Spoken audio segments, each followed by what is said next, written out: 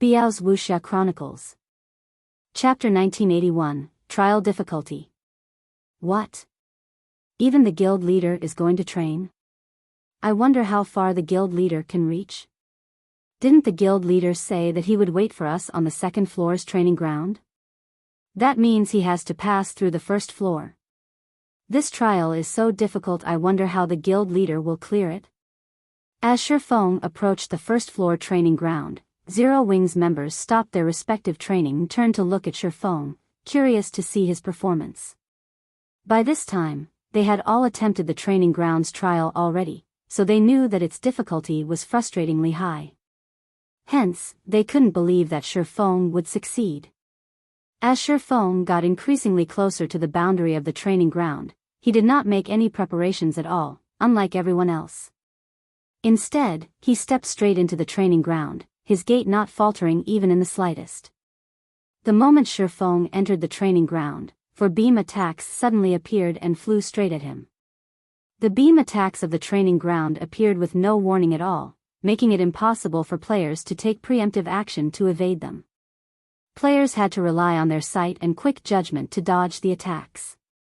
Of course, dodging 4 of such sudden attacks would not be a problem at all for the expert players present, so long as they gave it their all. However, despite seeing the beam attacks, Shifeng gave no indication of wanting to dodge them. Instead, he maintained his pace, continuing to walk forward, straight into the attacks. Shio! Shio! Shio! In the next moment, Zero Wings members saw the beam attacks pierce right through their guild leader. However, contrary to everyone's expectations, even after the 4 beam attacks faded out of existence, Shifeng still did not get sent flying backward. His pace hadn't even faltered. The beams had apparently passed through Shifeng to no effect. What's going on? I didn't see the guild leader making any evasive maneuvers. How did the guild leader do it? The spectating crowd was stunned as Shifeng kept moving forward. The beam attacks that had repeatedly given Zero Wings members a terrible beating actually had zero effect against their guild leader. Shifeng did not even sidestep the attacks. Right now, it looked as if Shifeng was merely taking a leisurely stroll through his backyard as he walked toward the central magic array. The beam attacks would always miss their mark by just 1 or 2 centimeters, as if they were actively avoiding Shifeng, and bypass him ineffectually. When Shifeng crossed the 50-yard mark and faced 20-plus beam attacks simultaneously, one of the beams suddenly altered its trajectory just as it was about to reach Shifeng. However, despite this abrupt change, Shifeng reacted to it calmly and simply slashed it with one of his swords. In the end, the beam attack got sliced through cleanly. It did not even manage to slow Shifeng's advance for even a heartbeat. Following which, as Shifeng continued advancing, the number of beam attacks that abruptly altered their trajectories increased as well. By the time he neared the 100-yard mark, the number of transforming attacks had already reached 8. However, this increase was trivial to him. It just meant that he needed to swing his swords a few more times, at most. From a spectator's perspective, it would look as if the beam attacks were attracted to his swords, as if they all automatically headed toward the weapons. Are you kidding me? Did the difficulty of this training ground change? Zero Wings members were at a loss for words as they watched Shifeng's leisurely progress through the training ground. The players who were formerly members of adventurer teams, in particular, found themselves doubting their own eyes right now. Before today, they had rarely ever seen Shifeng fighting in person. Most of their knowledge regarding Shifeng came from battle videos. Now that they were seeing Shifeng in action with their own eyes, however, they doubted their senses. Meanwhile, after Shifeng crossed the 100-yard mark, the attacks he faced were no longer limited to straight beams and beams that abruptly altered their trajectories. Slashing beams joined the onslaught. The addition of the slashing beams instantly increased the surface area under threat by a significant margin. Moreover, the slashing attacks contained great power. When Shifeng tried blocking one with his swords, he found himself stumbling back several steps. So, this is the first floor training? Shifeng deflected a slashing attack with Killing Ray, surprised by the change in attack patterns. The first floor training was much more difficult than the Extraordinary Tower's initial entry test. If the trial before the 100-yard mark trained players' dodging capabilities, then the trial past the 100-yard mark focused on players' offensive and defensive capabilities. While Shifeng was entertaining such thoughts in his mind, the number of slashing attacks had very quickly increased from 1 to 4. The difficulty of the trial now already rivaled that of Rhinebeck's trial, which Shifeng had undergone to obtain the Sea God's legacy. However, despite the high difficulty, Shifeng, who had already reached the Ascension realm, had no problem controlling his body's instinct to dodge and block the incoming attacks. This was also the most rudimentary usage of the realms of truth, the skillful utilization of one's own body. Instead of moving just his arms and legs, he had to employ his entire body. Otherwise, he wouldn't be able to dodge and block all these beam attacks. Following which, under everyone's gaze, Shifeng started advancing toward the central magic array at flying speeds. The numerous beam attacks couldn't hinder his progress at all. After a short moment, Shifeng finally set foot on the central magic array. Shock filled the eyes of Aqua Rose and the others, who were spectating outside the training ground, at this sight. Although they had long since expected that the first floor training ground wouldn't pose a problem for Shifeng, they still had not imagined that he would clear it so effortlessly. That's it for the demonstration. You'll have to rely on yourselves to get through, Shifeng said as he glanced at the flabbergasted crowd behind him. He then teleported to the second floor training ground. The first floor training ground provided very thorough training for players to master the Truth Realm. If not for him having already reached the Ascension Realm, he would have most likely had a difficult time reaching the central magic array, as even the slashing attacks had started altering their trajectories suddenly toward the end of the trial. Trying to defend against such attacks was extremely challenging. Merely moving one's arms and legs wouldn't be enough to cope with these attacks. One needed to coordinate their entire body with their weapons in order to effectively block and deflect these attacks. The difficulty was doing so was extremely high. At the very least, if Shifeng were still in the Truth Realm right now, he would have an even chance of receiving a direct hit from the changing slashing attacks. In other words, if one had just entered the realms of truth and barely had any attainments, clearing the first floor trial would be impossible. Meanwhile, Shifeng's demonstration allowed everyone to understand that reaching the central magic array wasn't exactly impossible. After all, Shifeng had done so, and in a very leisurely manner at that. From start to end, he had not made any large movements at all. Is the guild leader really human? He actually got through such a challenge. After snapping out of his daze, Seven Light was bursting with excitement and motivation. So, this is the Sword King's strength? Watching Shifeng's leisurely display had likewise ignited Stubborn Bones' fighting spirit. In the past, although he knew that there was a massive gap in strength between himself and the peak experts of the various superpowers, he had attributed this disparity to the difference in basic attributes. He had believed that there wasn't much difference between them when it came to combat standards. In hindsight, he found his thoughts laughable. The difference was not limited to just basic attributes. Even his combat standard was inferior by leaps and bounds. Moreover, aside from Shifeng, he was also inferior to the guild's vice-guild leader Aqua Rose, the main force's commander Fire Dance, and the healer Violet Cloud. Only, the gaps between him and the three women were not as gigantic as the one between him and Shifeng. However, it was precisely because of this discovery that he became keen on the training ground before him. In the past, he did not know how far behind he actually was, but now he knew. Chapter 1982, Breakthrough. After Shifeng disappeared from the first floor, Zero Wings members quickly snapped out of their daze and resumed challenging the first floor trial. Extraordinary Tower's second floor training ground. So, this is the second floor's training? The scene before Shifeng took him by surprise. At this moment, the space he stood in was no longer inside the Extraordinary Tower. Instead, he had arrived in an alternate realm.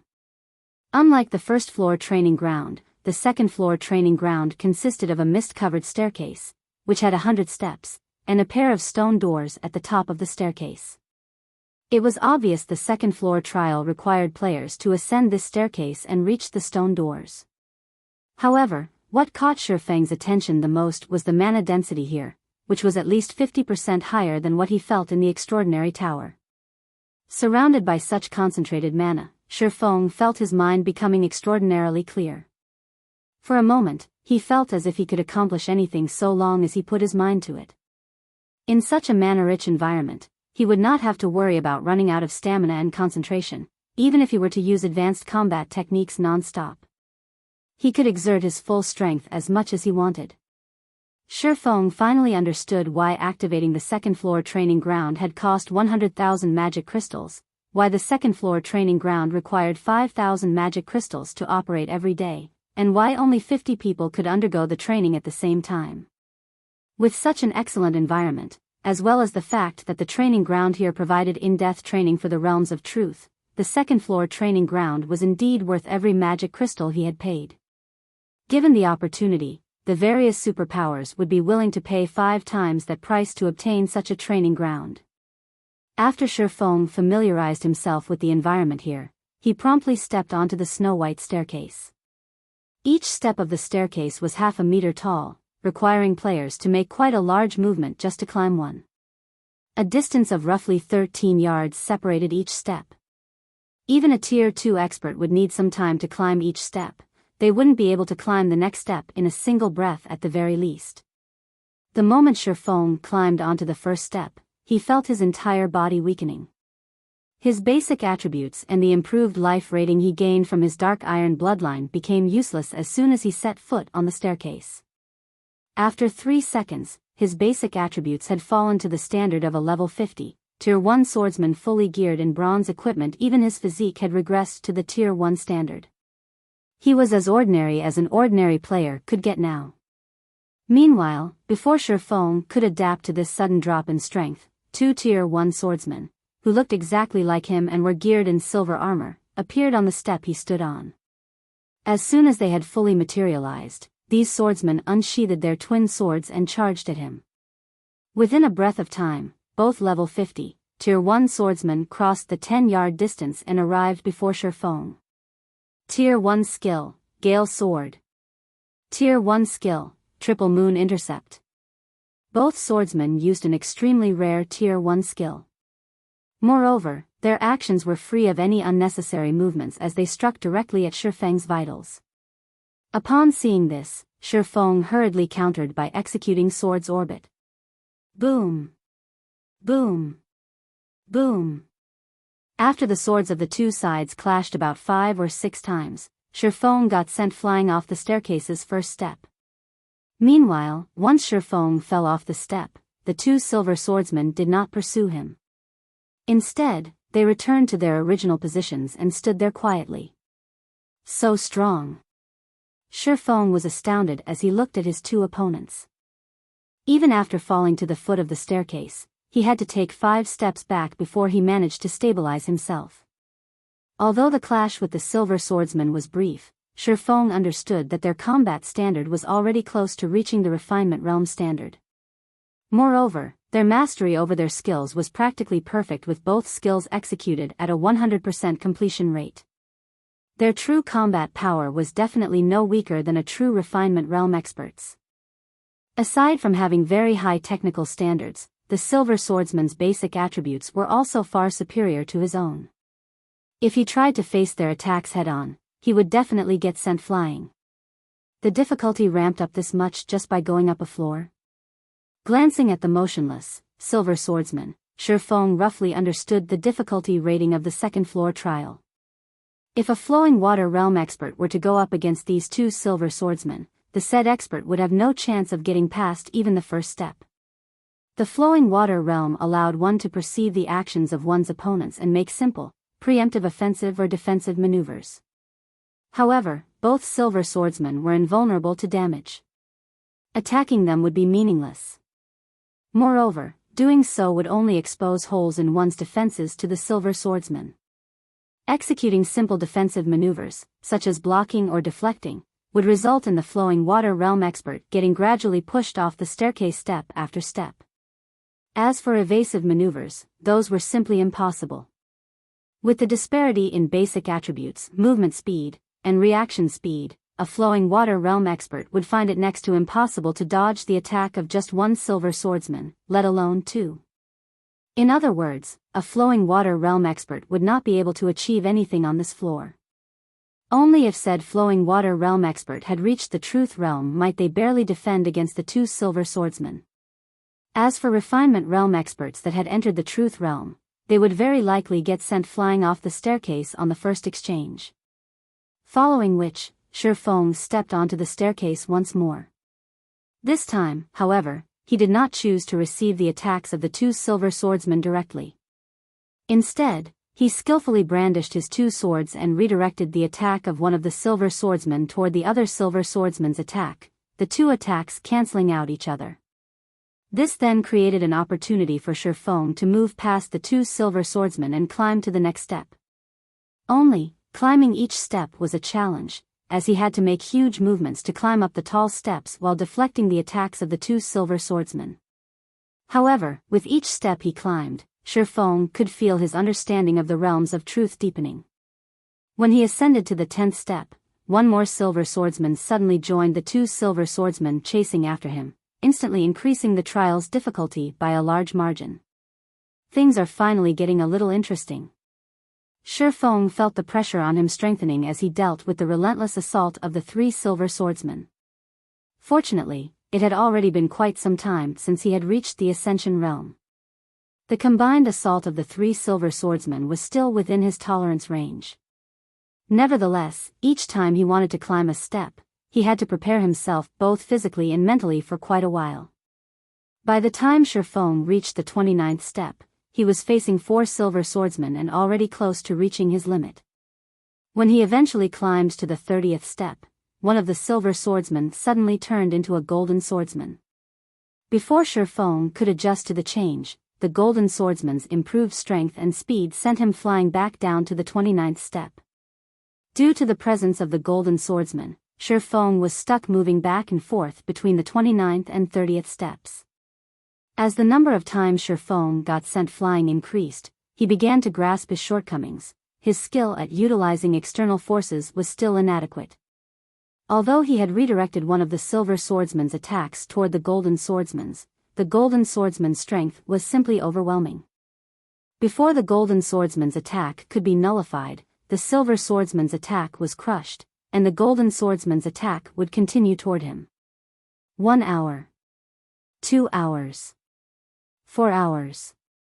After many hours had passed, when Shifeng was faced with the golden swordsman's oncoming longsword once again, he executed sword's orbit and filled his surroundings with a galaxy of stars. In the next moment, however, the three silver swordsmen's attacks involuntarily moved to greet the golden swordsman's attack. Boom! After a loud explosion echoed throughout the entire training ground, the golden swordsman went flying up a step while the three silver swordsmen fell down the step. At this moment, only Shifeng remained standing quietly on the 31st step. Wonderful! I succeeded. Shifeng had an ecstatic expression on his face as he gazed at the collapsed golden swordsman. I finally have my own combat technique. Chapter 1983, Swords Transmigration. While Shifeng rejoiced over the new combat technique he had successfully created and prepared to test it on the golden swordsman and three silver swordsmen on the 30th step, the sound of a system notification reached his ears. System, congratulations. You have created a bronze combat technique. Please name your combat technique. Shifeng was stunned to hear the notification. Taking advantage of the distraction, the golden and silver swordsmen stood and charged towards Shifeng in a coordinated assault. By the time Shifeng snapped out of his daze, it was too late to defend himself. All four attacks struck vital points, and Shifeng's body vanished from the 30th step, reappearing at the very bottom of the staircase. Although Shifeng had to restart his climb from the bottom, he wasn't disappointed in the slightest. Rather, he stared at his notification window in astonishment. What? A bronze combat technique? Dubious, Shi Feng examined the system's congratulatory message. Although he knew that he hadn't created a low-standard combat technique, he didn't think that it was so amazing to be categorized as a bronze-rank combat technique. Mastering a single advanced combat technique would enable players to challenge opponents of a higher combat standard. Of course, there was a limit to how effective these combat techniques could be. For example, the advanced combat technique, Void Steps, was most effective against flowing water realm experts, but the footwork technique had little to no effect against Void realm experts or above. After all, Void Steps relied on fooling an opponent's sight. Void realm experts used more than one sense to locate their opponents. However, bronze combat techniques were a different story. Bronze combat techniques would even be effective against domain realm experts. If a domain realm expert failed to cope with a bronze combat technique properly, it could even cost them their life. Until now, Zero Wing had only possessed a single bronze combat technique, Lightning Flash, which he had only obtained through luck from the primordial divine ruin. The only other way Zero Wing's players could obtain more bronze combat techniques was by entering bronze legacy tablets, but they were extremely rare and highly coveted by the various superpowers. Unfortunately, despite many Zero Wing members attempting to learn Lightning Flash, not one of them had mastered the secret attack technique, and Shi Feng was no exception. Yet, he had just succeeded in creating his own bronze combat technique. Why wouldn't he be surprised? Of course, the technique's creation had been a coincidence. He had only created it through the inspiration he had gained as he tried to deal with the golden and silver swordsman's relentless assault. If he tried to create another bronze combat technique, he'd simply waste his time and energy. Just creating a basic combat technique required a solid foundation, and those that were capable of doing so were, without a doubt, geniuses. As for advanced combat techniques, only the various superpowers old monsters had any hope of successfully creating one. Shi Feng's success in creating a bronze combat technique was nothing short of a miracle. As Shi Feng reveled in the joy of his new bronze combat technique, the system reminded him to name the technique. A name? The combat technique he had created was a variant of Sword's Orbit that he had combined with the Realms of Truth's principles. After giving the matter some thought, Shi Feng decided, let's call it Sword's Transmigration. Once Shi Feng had entered the technique's name, the system rang with another notification. System, congratulations. You are the first player to create a bronze combat technique. Rewarding 1 bronze legacy orb and the title, Bronze Legatee. As the system notification ended, a green orb appeared before Shi Feng. Shi Feng had heard of many experts creating their own combat techniques in the past, although those techniques had only been basic or advanced rank. However, he hadn't heard of those players receiving a recording device as he had. If other players wished to learn the combat techniques, they had to either rely on videos or receive the technique creator's personally tutelage. Unfortunately, learning a combat technique was easier said than done. Experts struggled desperately to learn basic combat techniques, even if they had the assistance of a book. It was easy to imagine how much more difficult learning a basic combat technique would be without proper guidelines, not to mention learning advanced rank or higher combat techniques. Thus far, the various superpowers had obtained quite a few bronze legacy tablets, yet despite possessing complete legacies that provided detailed instruction, Shi Feng hadn't heard of a single player mastering a bronze combat technique. Meanwhile, the bronze legacy orb allowed him to record 3 bronze combat techniques permanently. This would be a great help. Moreover, the bronze legacy orb had a very short cooldown. He could allow 1 player to learn the technique he had created each hour. While the bronze legacy orb wasn't as effective as an actual combat technique book, which didn't have a cost or cooldown, it was better than a bronze legacy tablet. Following which, Shi Feng examined his new title. Bronze Legatee, Advanced Title. When using combat techniques, expenditure is reduced by 20%. Enjoy the status of Baron in any city, kingdom, or empire. Amazing. It actually grants a global Baron status. Developing in the various major cities will be much easier now. The Bronze Legatee title's benefits surprised Shi Feng. Although the Demon Hunter title was a basic title, it was extremely rare and valuable. After all, it gave him the status of a world noble, and he had greatly benefited from the title thus far. Meanwhile, the Bronze Legatee title offered him a higher status than the Demon Hunter title. Unlike an ordinary noble, a baron would have access to greater benefits when purchasing items and lands in NPC cities. As he considered the situation, the names of a few super large-scale neutral cities came to Shifeng's mind. These super large-scale neutral cities were similar to the Sea of Trees. All of the various superpowers wanted access to these cities to conduct business. Only, unlike the Sea of Trees, these neutral were not located within secret lands. Gaining entry to these cities was much easier. Every one of these neutral cities had a player population of over 20 million in the past, even more than ordinary empires' imperial capitals. Hence, the various superpowers had frequently fought over dominance in these cities, while first-rate guilds and below had only been able to watch from the sidelines. I think the minimum level requirement to activate a super large-scale neutral NPC city was level 70. Now that I have the Bronze Legatee title, I can go and take a look. Shifeng immediately decided to set aside his Realms of Truth training. He knew that he had already exhausted his current potential at this point, and he wouldn't gain anything from continuing his training right now. If he wished to progress in the second floor trial, he needed inspiration.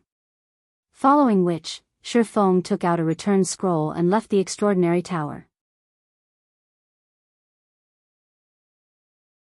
Chapter 1984, White River City promoted Star Moon Kingdom, White River City.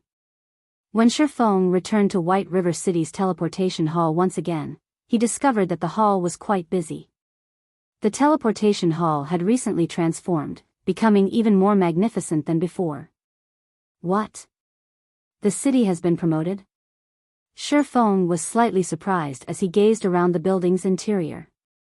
Originally, only the first floor hall had teleportation arrays, but now the second and third floors of the open-air hall had their own arrays, as well. The higher a teleportation array was located, the farther it could transfer players. Moreover, multiple platforms now floated around the main hall. These floating platforms could transport players to the second and third floors, and if players wished to, they could pay a small fee to teleport to White River City's airport, Central Plaza, or business district. The floating platforms moved even faster than dark gold mounts, becoming the fastest mode of transportation in White River City. By using these platforms, players could save plenty of time while moving around the city. While this new function might not seem like much, NPC cities would grow larger as they were promoted, accommodating more players. After a certain rank, running from one end of the city to the other would require a considerable amount of time. Although floating platforms had fixed destinations, they could save players half the travel time. Normally, NPC cities only activated the floating platform function once they had become a main city with a certain level of prosperity.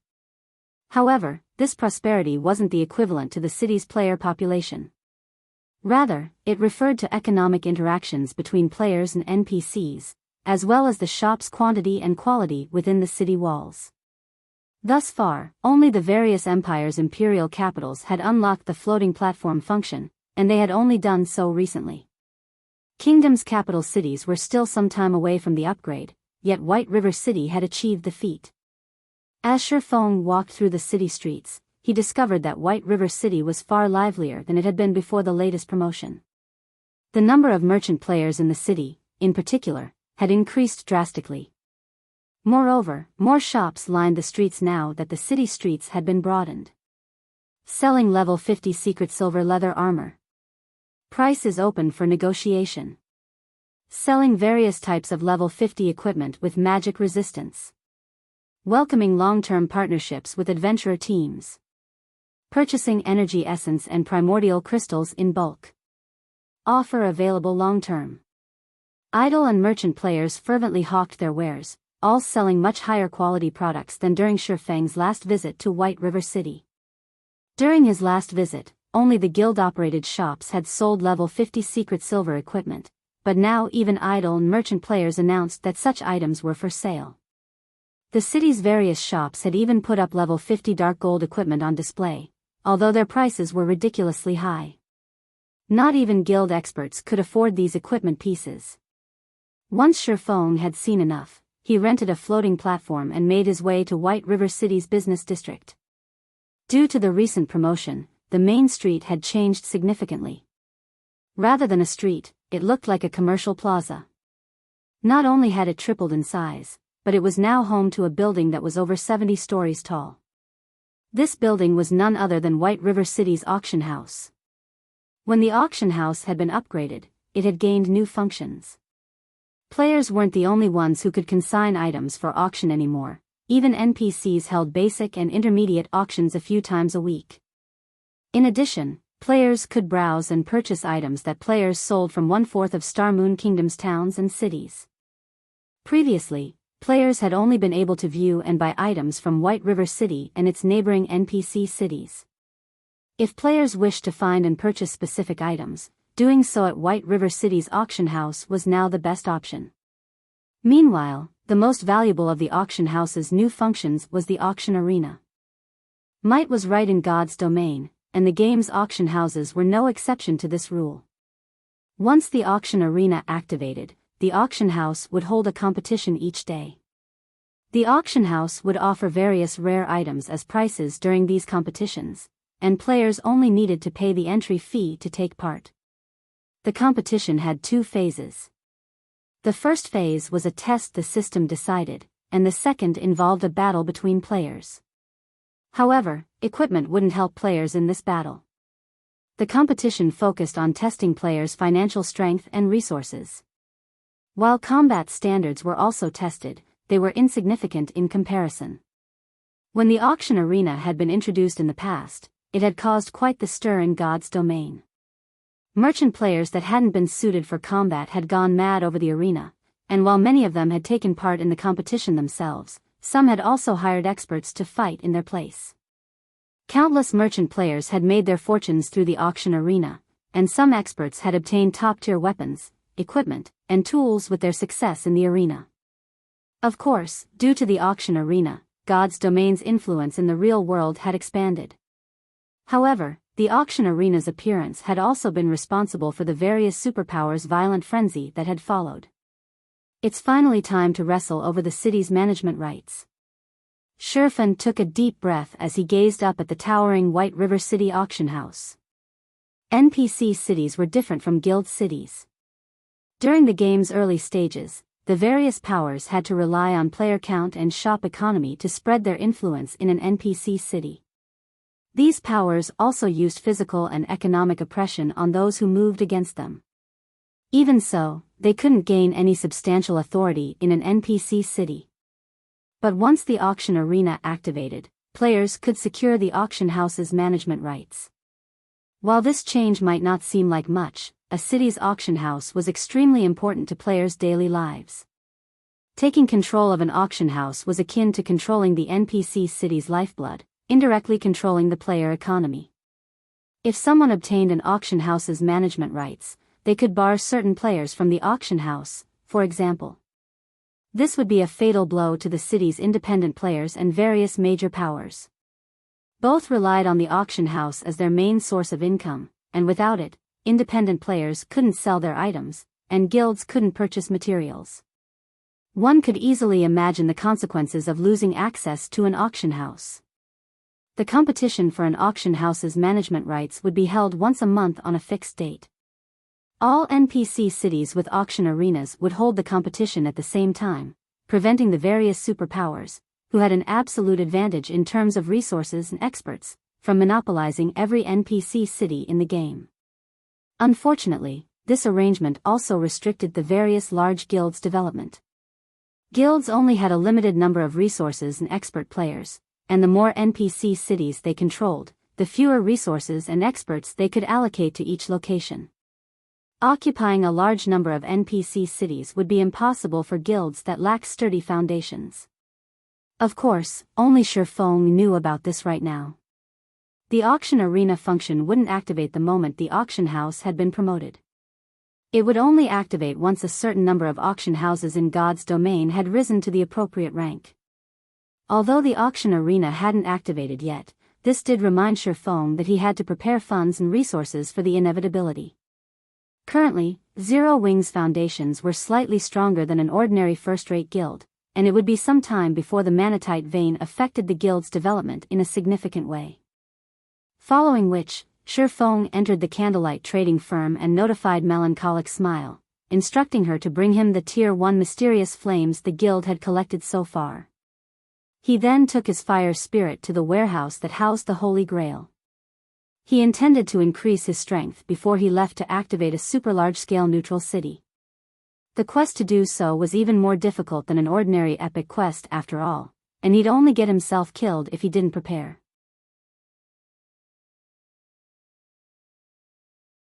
Chapter 1985, Strengthening Fire Spirit Candlelight Trading Firm's Private Warehouse. Due to the Holy Grail, divine might filled the entire room. The divine might's powerful pressure would even suppress Tier 1 expert players until they moved as slow as turtles. Despite having the strength to rival great lords of the same level, even Shifeng felt uncomfortable as he entered the warehouse, his movements becoming somewhat sluggish. Shifeng hadn't originally planned to use the Holy Grail since the power of evolution was so costly, and he wouldn't get a refund if the evolution attempt failed. However, if he wished to complete a super large-scale neutral city's activation quest, he needed to grow stronger. He had to rely on the fire spirit. To increase his chances for success, he had no choice but to gamble on the Holy Grail. As Shifeng arrived before the stone platform housing the Holy Grail, he retrieved a crimson crystal ball from his bag. The crystal ball was none other than the fire spirit. Despite being an epic item, he could only use it to summon one Tier 2 fire spirit of the same level in exchange for 5 magic crystals. It was a toy compared to the Bible of Darkness. Even a Tier 2 summoning scroll could call forth a stronger creature than the Tier 2 fire spirit. The item simply didn't deserve its epic rank. This was also why Shifeng had decided to upgrade the fire spirit.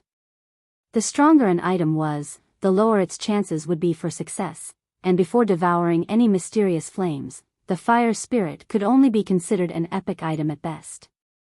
Its quality would only increase after absorbing powerful mysterious flames.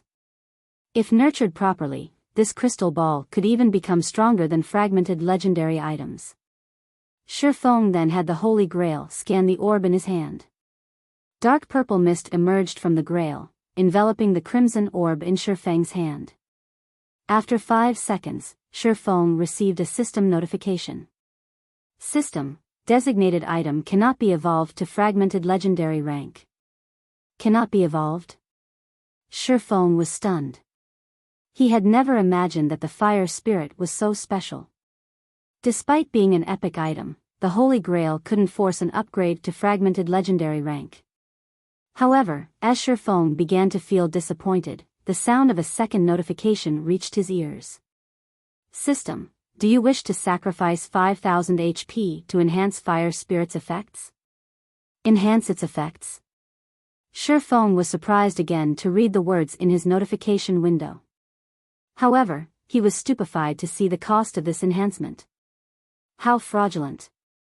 Evolving the black steel insignia had only cost 1,000 HP, yet enhancing the fire spirit's effects cost 5,000?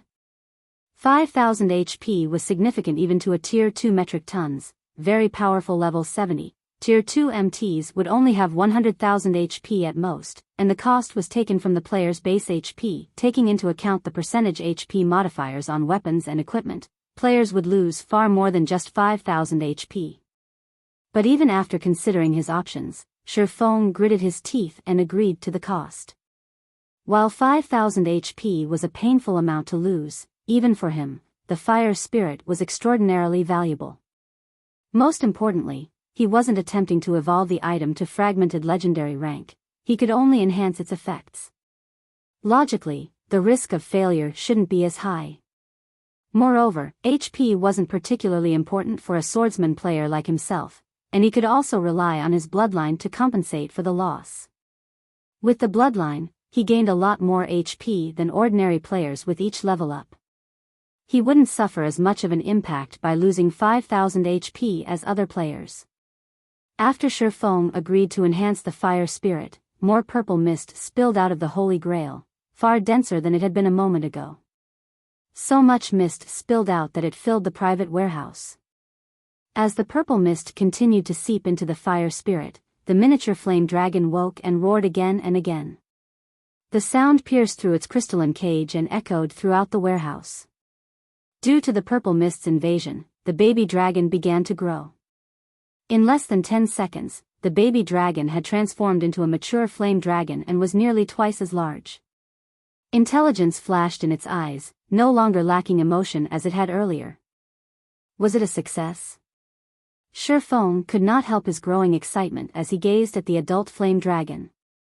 God's Domain's players might not know about fire spirits, but Shifeng was very familiar with the items.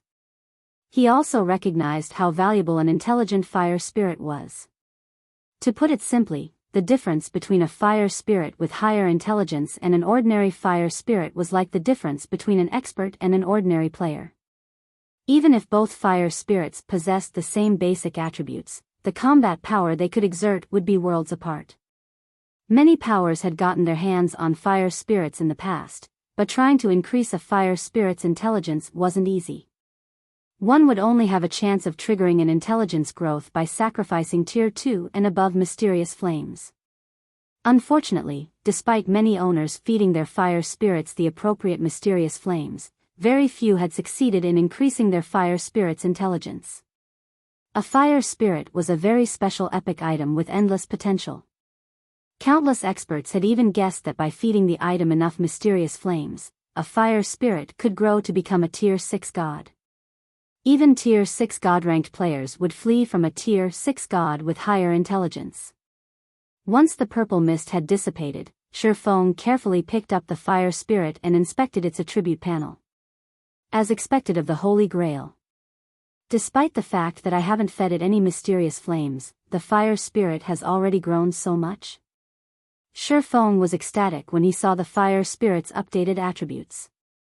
The new fire spirit didn't summon an ordinary Tier 2 fire spirit, but a bona fide Tier 2 advanced fire spirit with higher intelligence. Moreover, the advanced fire spirit would be 10 levels higher than the player that summoned it. An advanced fire spirit's life rating was only slightly inferior to an archaic species, and since it had higher intelligence, its combat power could rival ordinary great lords of the same level. An advanced fire spirit would provide far more assistance than ordinary Tier 3 monsters as well, possessing even more spells than a Tier 2 elementalist. A Tier 2 advanced fire spirit would likely beat a challenging Tier 2 peak expert black and blue. Advanced fire spirits could cast their spells with a 100% completion rate, and their basic attributes were far higher than Tier 2 players of the same level dash. While Shifeng marveled at the new and improved fire spirit, Melancholic Smile contacted him and reported, "Guild leader, I've gathered the Tier 1 mysterious flames you asked for." "Good. I'll head there right away." Shifeng nodded. He then disconnected the call and visited his special forging room on the top floor.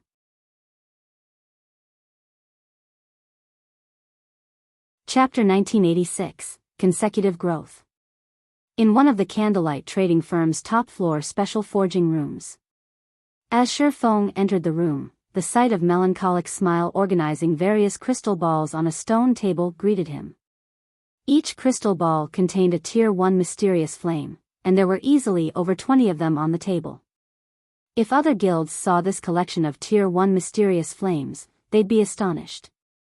Everyone in God's domain was privy to the existence of mysterious flames by this stage of the game. They knew that these unique flames were a great help to forgers and alchemists. Hence, the various major powers fought over any mysterious flame they came across. They wouldn't even pass over a Tier 1 mysterious flame. After all, mysterious flames were extremely rare and even coveted by superpowers master-level crafters. "Guild leader, here are all the Tier 1 mysterious flames we have collected so far. There are a total of 23. One did find another flame in the Blackwing auction house, but the bidding was intense. In the end, the price rose past our 5,000 gold budget, and another guild purchased it for 3 gold, Melancholic Smile said. She hadn't fully understood how valuable Tier 1 mysterious flames were, since collecting the first few had been relatively easy with the clues Shifeng had provided. Furthermore, the guild shared the flame Shifeng used, and his mysterious flame was much stronger than Tier 1. She certainly hadn't expected a Tier 1 mysterious flame to sell for more than an ordinary epic item. Shifeng nodded in response. He then asked, "How is our business with Secret coming along?" "The basic arrangements have been completed. We have even started to sell many of our products through Secret's channels, but as we are only a basic member, we can only sell our products in up to 80 of the Chamber's NPC cities. Among them, only 25 can be within empires, and only 5 of those can be major cities. Of the 55 kingdom cities, we can only select 10 major cities," Melancholic Smile said, a little excited. Currently, the Candlelight trading firm's influence only reached across a little over 50 NPC cities, nearly half of which were located in Starmoon Kingdom. Now that Candlelight had joined the Secret Chamber of Commerce, it had access to an additional 80 cities. This more than doubled Candlelight's sales channels. Secret is quite impressive, to think it can even give its basic members 80 city slots. Shifeng was slightly astonished by Melancholic Smile's report. Joining a Chamber of Commerce in God's domain didn't mean that one would gain immediate and full access to its sales channels. That depended on one's rank within the alliance. Normally, newcomers were given positions as basic members. Only powerful superpowers could be promoted to an advanced member upon joining. Based on Shifeng's knowledge, most chambers only granted 60 city slots to basic members, yet Secret had given them 80. It was clear how powerful Secret's foundations were. "Guild leader, here is the list of cities we've selected. Once we begin our collaboration, Candlelight's income will double at the very least. We won't have to worry about lacking development funds," Melancholic Smile said, smiling as she took out a list and handed it to Shifeng. She had worked with Aqua Rose to choose the cities on the list. They had decided to do business in a total of 3 empires and 6 kingdoms, and although they couldn't sell all of their products in the selected kingdoms and empires, as doing so would be unprofitable, they wouldn't have to worry about a lack of customers. They would have chosen many more kingdoms and empires had they not been limited by a specific number of cities. After all, they couldn't afford to waste the referral fee they had paid to the Secret Chamber of Commerce. "I see no issues with the chosen cities," Shifeng said. Changing topics, Shifeng asked, "How is the resuscitation potions production coming along?" Silent Wonder and the others are doing their best to brew the potion now. Moreover, Candlelight has recently gained another Master Alchemist. Now, we have a total of 4 Master Alchemists working on the potion, and they have made over 3 bottles thus far," Melancholic Smile replied. She had very high hopes for the resuscitation potion. It was, after all, a potion that allowed players to resurrect themselves without losing any EXP. Moreover, the production cost for each bottle was only a little over 20 silver. Although the potion required a lot of rare materials, it had become very easy for Zero Wing to acquire what it needed with the Secret Chamber of Commerce's connections. Good. Continue production. Later, try to nurture as many Master Alchemists as possible. We need to ensure that we have enough people to learn the recipes Yu Zipping's group obtains, Shifeng said, chuckling. The resuscitation potion had been extremely popular during his previous life. At one point, it had even sold for 3 gold per bottle. 3 gold was incredibly expensive even for ordinary expert players, not to mention ordinary players. Only the various adventurer teams and guilds could possibly afford such a price. Normally, he wouldn't have bothered to push for so many resuscitation potions since there was a limit to the number of adventurer teams and guilds in Zero Wing's territories, but now that Candlelight had joined the Secret Chamber of Commerce, they didn't have to worry about a lack of customers. Hence, they needed to craft as many resuscitation potions as possible. After Shifeng finished giving Melancholic Smile her latest instructions, he shifted his focus to the mysterious flames on the table. While one Tier 1 mysterious flame might be of little help to the fire spirit, he had a total of 23 on hand. Furthermore, he had upgraded his fire spirit to advanced rank. An advanced fire spirit would gain more from absorbing mysterious flames than a normal fire spirit.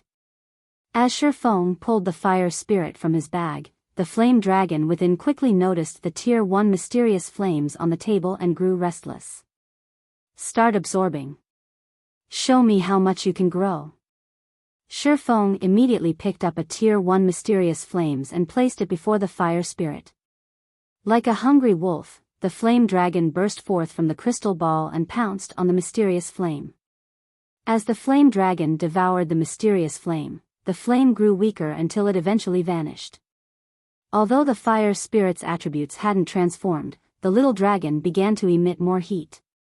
Its previously blurry form also began to sharpen. Shifeng immediately chose to feed the fire spirit another Tier 1 mysterious flame. With each mysterious flame the fire spirit devoured, the flame dragon's figure became clearer. By the time it had absorbed its 7th mysterious flame, Shifeng could see the scales across the flame dragon's body. After devouring the 8th mysterious flame, the flame dragon began to expand, releasing a low growl. The fire spirit's attributes finally changed. Tier 3. Shifeng's excitement grew when he saw the new attributes. Tier 3 meant that the fire spirit had now reached the Great Lord standard.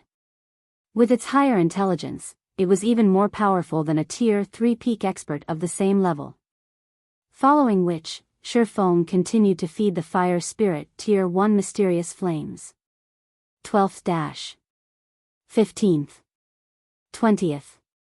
Finally, after the fire spirit absorbed the 21st mysterious flame, it underwent a transformation. Not only did the flame dragon grow larger, but Shifeng could also sense that its life rating had improved. Wonderful. I've finally succeeded. Shifeng's eyes glowed as he gazed at his fire spirit.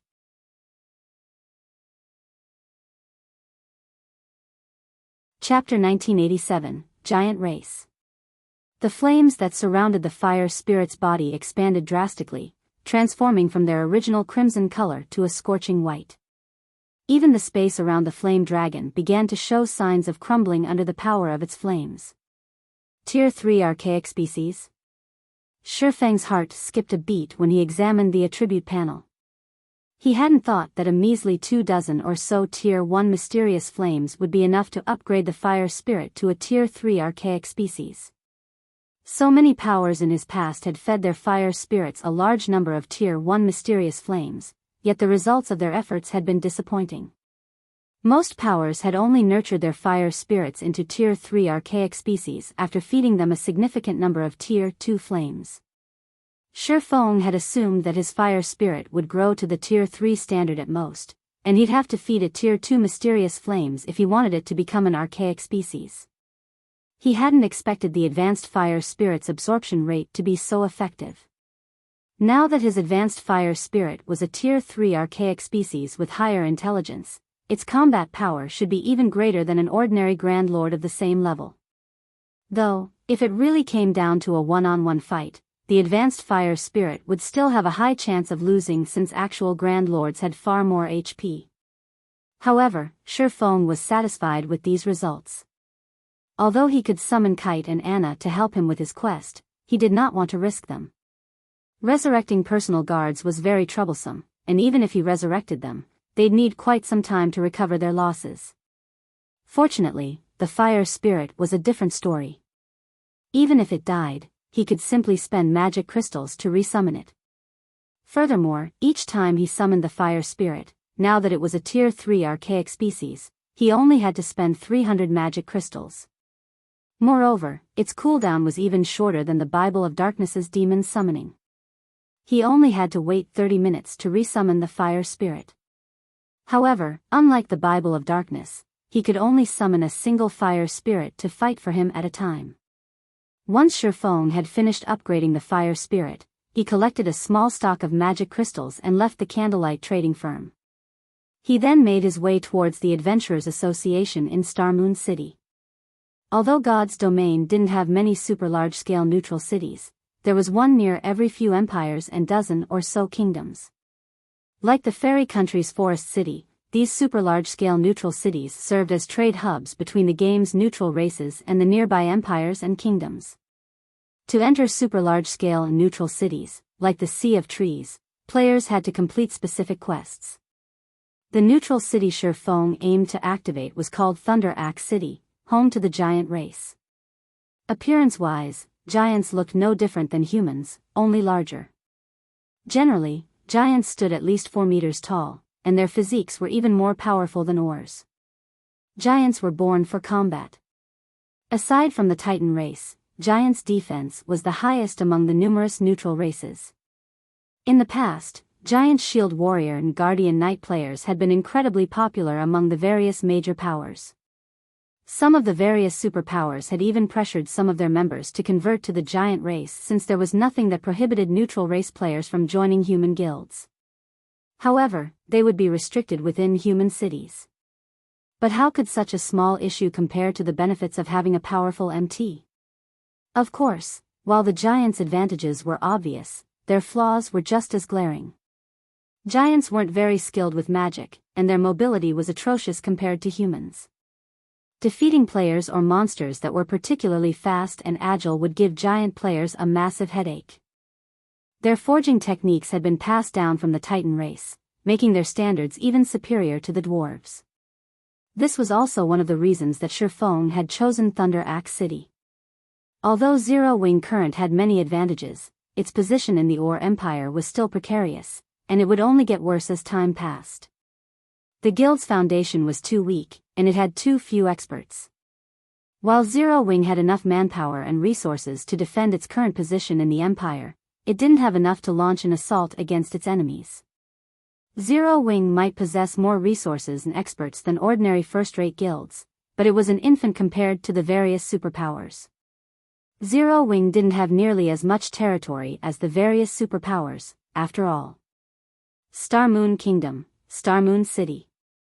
Once Shifeng had arrived in Star Moon City, he immediately headed for the kingdom's Adventurers Association. Star Moon City hadn't developed nearly as much as White River City, and most of the players that visited the Adventurers Association were level 55 or 66 elite players. Level 58 or higher expert players were still far and few between.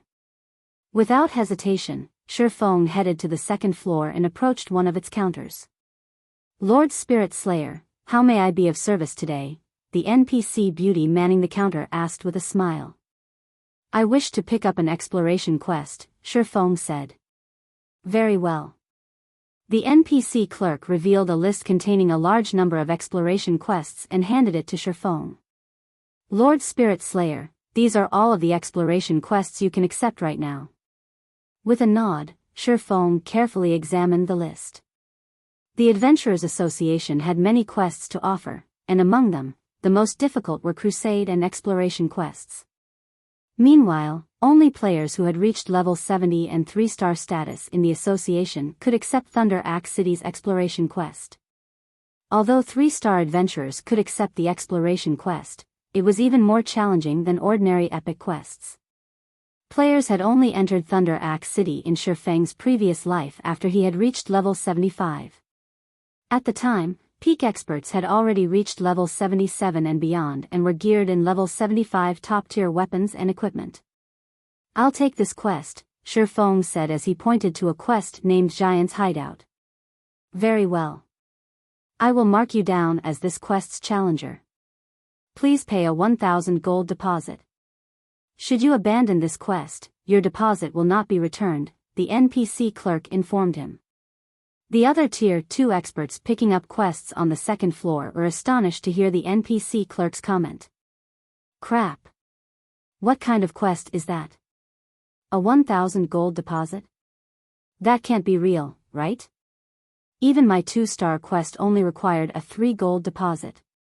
Many of the Tier 2 experts stared at Shifeng's cloaked figure in shock.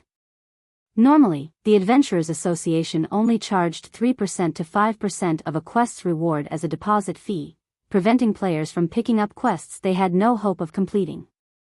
The fact that Shifeng's quest cost 1,000 gold meant that its reward was worth at least 20,000 gold. After Shifeng accepted the quest, the sound of a system notification reached his ears.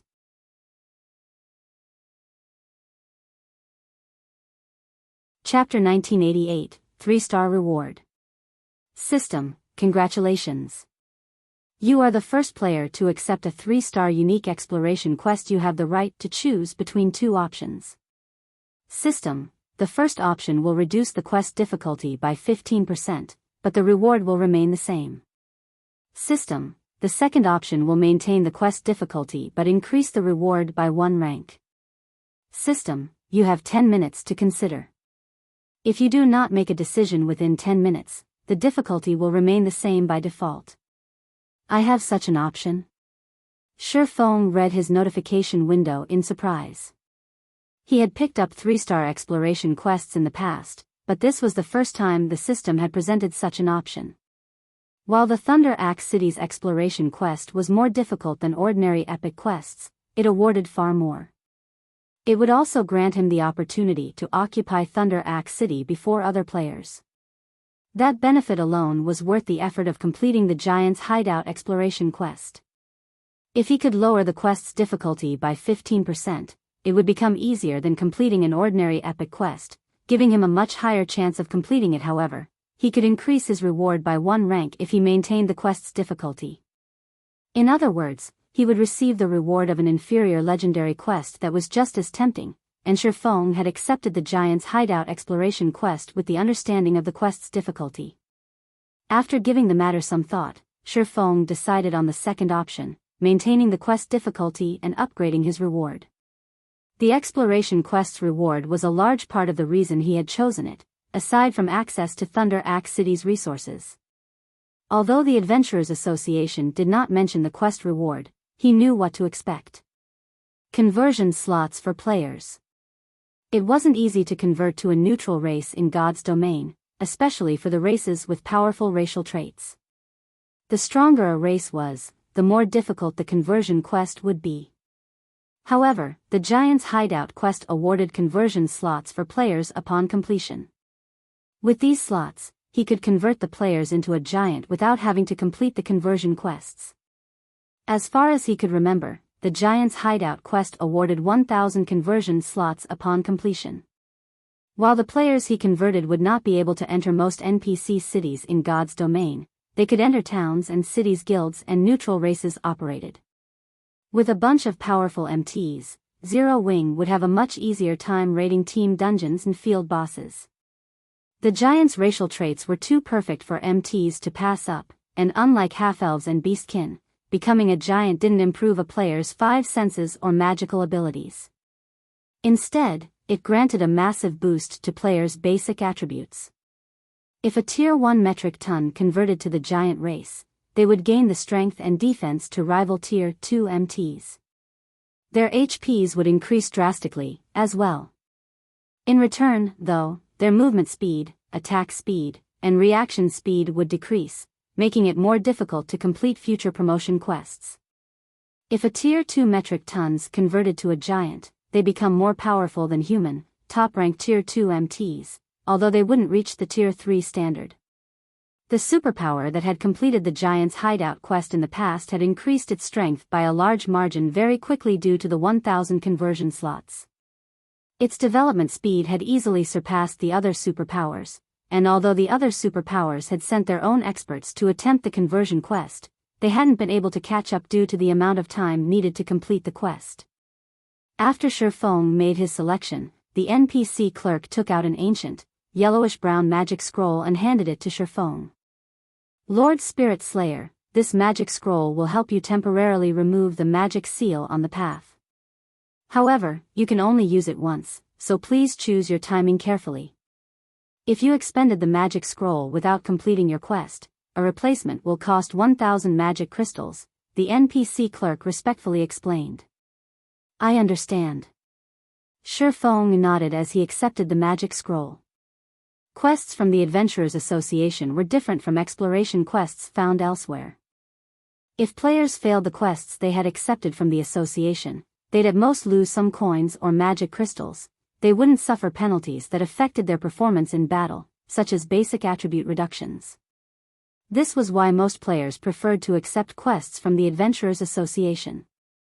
Once he left the association, Shifeng made his way to the teleportation hall and traveled to a border town in the Purple Thorns Kingdom. This was also the closest town to the Icefire Mountain Range. Unbeknownst to Shifeng, his actions in the Adventurers Association had aroused quite the commotion. No quest requiring a 1,000 gold deposit was ordinary, and many players within the association had begun to search for the Giant's Hideout quest. Although multiple players couldn't accept some of the Adventurers Association's quests, they would show up on the list of available quests until they were completed. What's going on? Why isn't there such a quest on my list of exploration quests? Maybe we aren't a high enough rank? That can't be possible. I'm a 2-star adventurer. Was that guy a 3-star adventurer? That's even less possible. Not even the first-rate guild's peak experts, who have focused on the Adventurers Association's quests, have reached the 3-star standard yet. A 3-star quest? Who was that guy? After Shifeng left, the players within the Adventurers Association fell into a heated discussion. They all wanted to know the identity of the player who had accepted this mysterious exploration quest. News of the event quickly reached the Star Alliance's residence in Starmoon City. I've never considered that the Adventurers Association had hidden such a major quest. Have someone notify Crimson Feather and the others. Tell them to become 3-star adventurers as quickly as possible, Galaxy Past, who sat in the guild leader's office, commanded after reading the report he had received from a subordinate. The various large guilds often had numerous teams focus on different aspects of development. Some teams specialized in completing the Adventurers Association's quests and raising their rank within the association, while other teams focused on quests that were only available out in the fields, and other teams focused on increasing their reputation in particular NPC cities. By doing so, guilds could secure greater advantages in the game. I notify Crimson and the others immediately. Purple Eye, who currently wore a set of luxurious, dark blue robes, replied. Guild leader, what should we do about the Witch's Hill situation?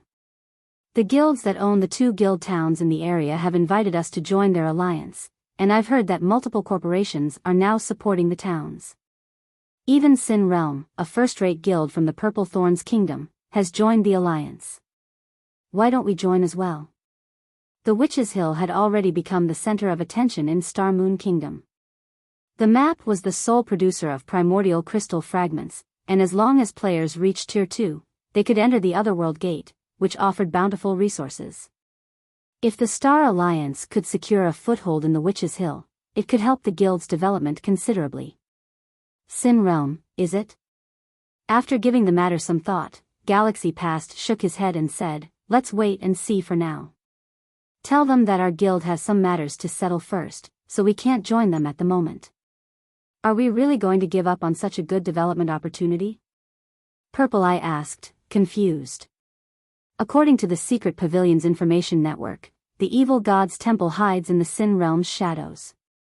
I doubt that Zero Wing will tolerate the guild towns parading much longer, Galaxy Past said, chuckling.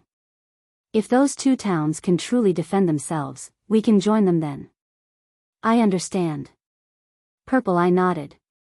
She then sent the guild towns' representatives a reply. The upper echelons controlling the guild towns in the Witch's Hill received Galaxy Past's reply at the same time. He has rejected the offer? How cowardly. He is actually willing to ignore such a golden opportunity. It seems Zero Wing has beaten the Star Alliance into submission already. I agree. How can the Star Alliance even be considered a first-rate guild with such a cowardly attitude? The Star Alliance's cooperation doesn't matter. Chapter 1989, Basic Level Strengthening Potion. Purple Thorns Kingdom, Glory Town. Glory Town was built atop a mountain and surrounded by tall walls. Although it was only a border town, its defenses nearly rivaled a fortress. Huh. There are already so many players here. Shifeng was a little surprised to see the thousands of players outside of the teleportation hall. The monsters near Glory Town were level 70 and above, and a neutral map not far away was a level 80+ map. Just surviving in Glory Town's map would be challenging for current players, not to mention setting foot in the neutral map. Most of the thousands of players Shifeng could see were level 56 or above, with the highest at level 59, and more than 100 Tier 2 players wandered the street outside of the teleportation hall. Moreover, most of the players in the town didn't wear a guild emblem, proving that they were independent players. Independent players were typically weaker than guild players in terms of levels and equipment, yet so many independent players were visiting an area that the various large guilds had yet to touch. Why wouldn't Shifeng be surprised? The independent players around him didn't think anything of Shifeng's arrival. They simply went about their business. Wind Basilisk Grinding Party is recruiting a healer. Must be level 57 or higher. Recruiting 2 level 57 or above DPS for the Black Cave Bat quest. Tier 2 players get priority.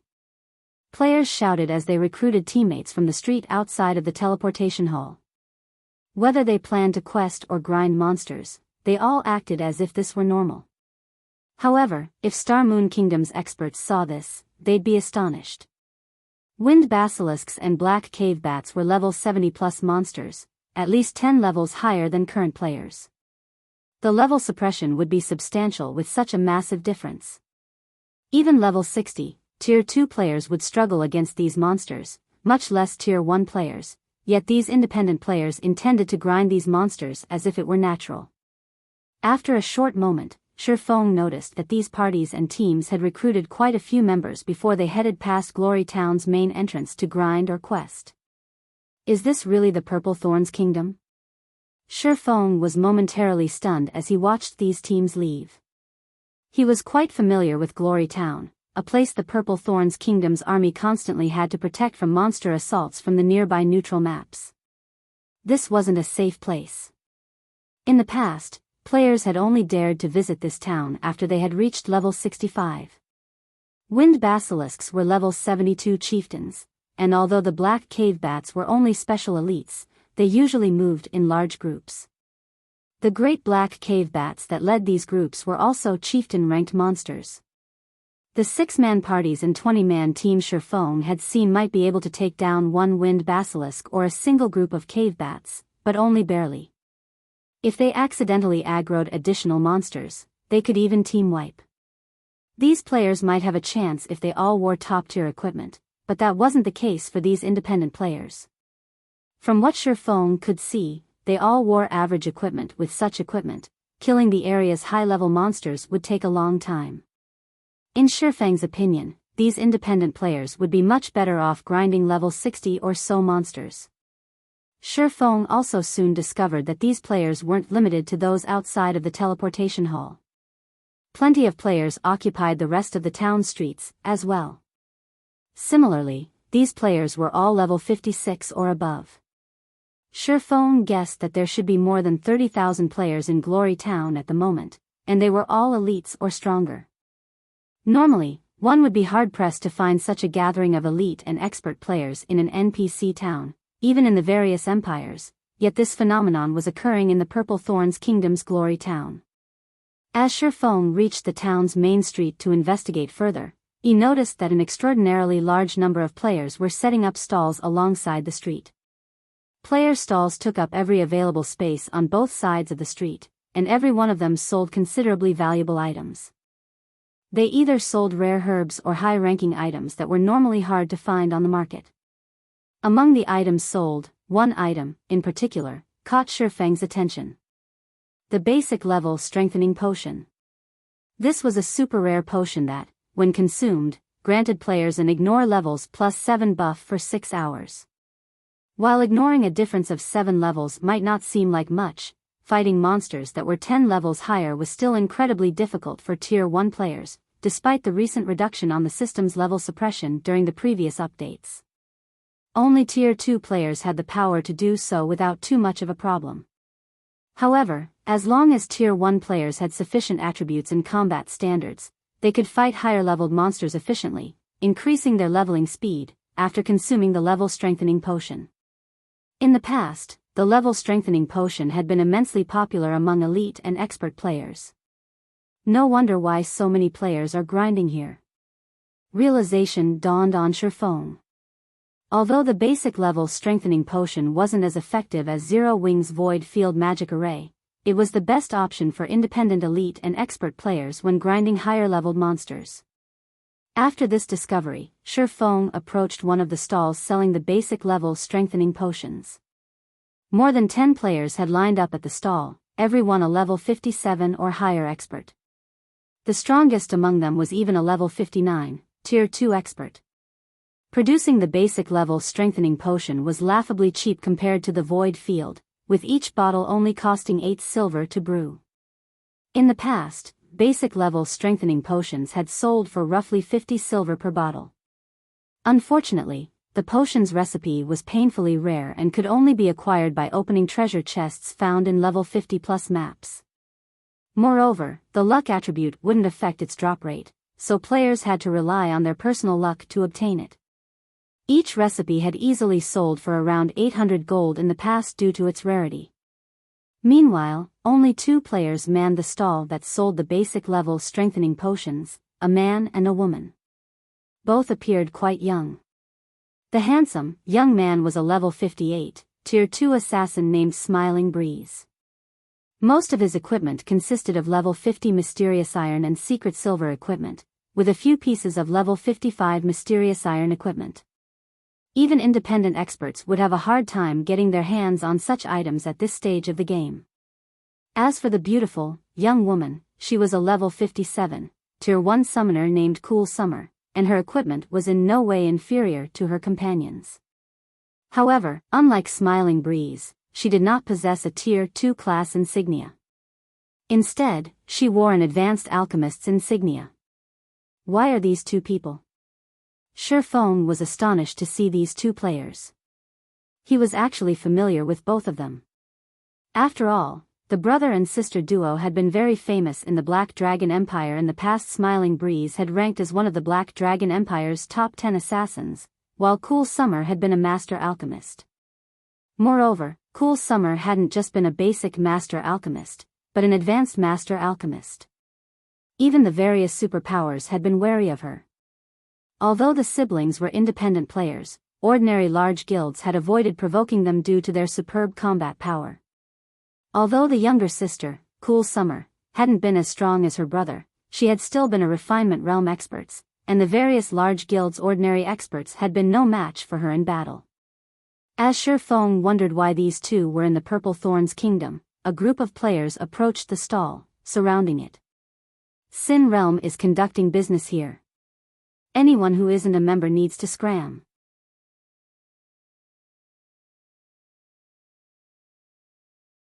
Chapter 1990, Heavy Sword. The town's main street fell silent as the shouted announcement echoed. Very quickly, the players waiting in line distanced themselves from Smiling Breeze and Cool Summer's stall. Even the expert players that had waited to purchase basic level strengthening potions had retreated. Why are Sin Realm's people here? Does Sin Realm plan to expand its control to Glory Town? Damn it. Sin Realm's members again? They've already prevented us from grinding in the normal resource maps, and now they want to claim this town, too? I don't think that's it. Glory Town isn't a resource-rich map. By the looks of it, it seems they're interested in the basic level strengthening potion. Those 2 players are certainly unlucky. They've actually attracted Sin Realm's attention just for selling some products. As the crowd watched Sin Realm's 100-man team, which had already surrounded Smiling Breeze and Cool Summer's stall, they flashed the guild players indignant looks. They also pitted the sibling pair. But despite their true feelings, the surrounding players only dared to discuss the situation in whispers. Even though only 100 of Sin Realm's members were here, which the crowd outnumbered by several fold, no one dared to voice their opinions loudly enough for the guild players to overhear. Even the level 59, Tier 2 experts gritted their teeth and reluctantly left the scene. They all knew that they wouldn't have a future in the Purple Thorns Kingdom if they provoked Sin Realm. They'd be lucky if they only died a few times. In the past, players' accounts had been crippled, forcing them to start over, due to Sin Realm. In the Purple Thorns Kingdom, Sin Realm was king. Other kingdoms generally had 2 or 3 first-rate guilds and over a dozen second-rate guilds. The Purple Thorns, however, only had one first-rate guild, Sin Realm. The kingdom's second-rate guilds could also be counted on one hand. Sin Realm had absolute control over the Purple Thorns kingdom.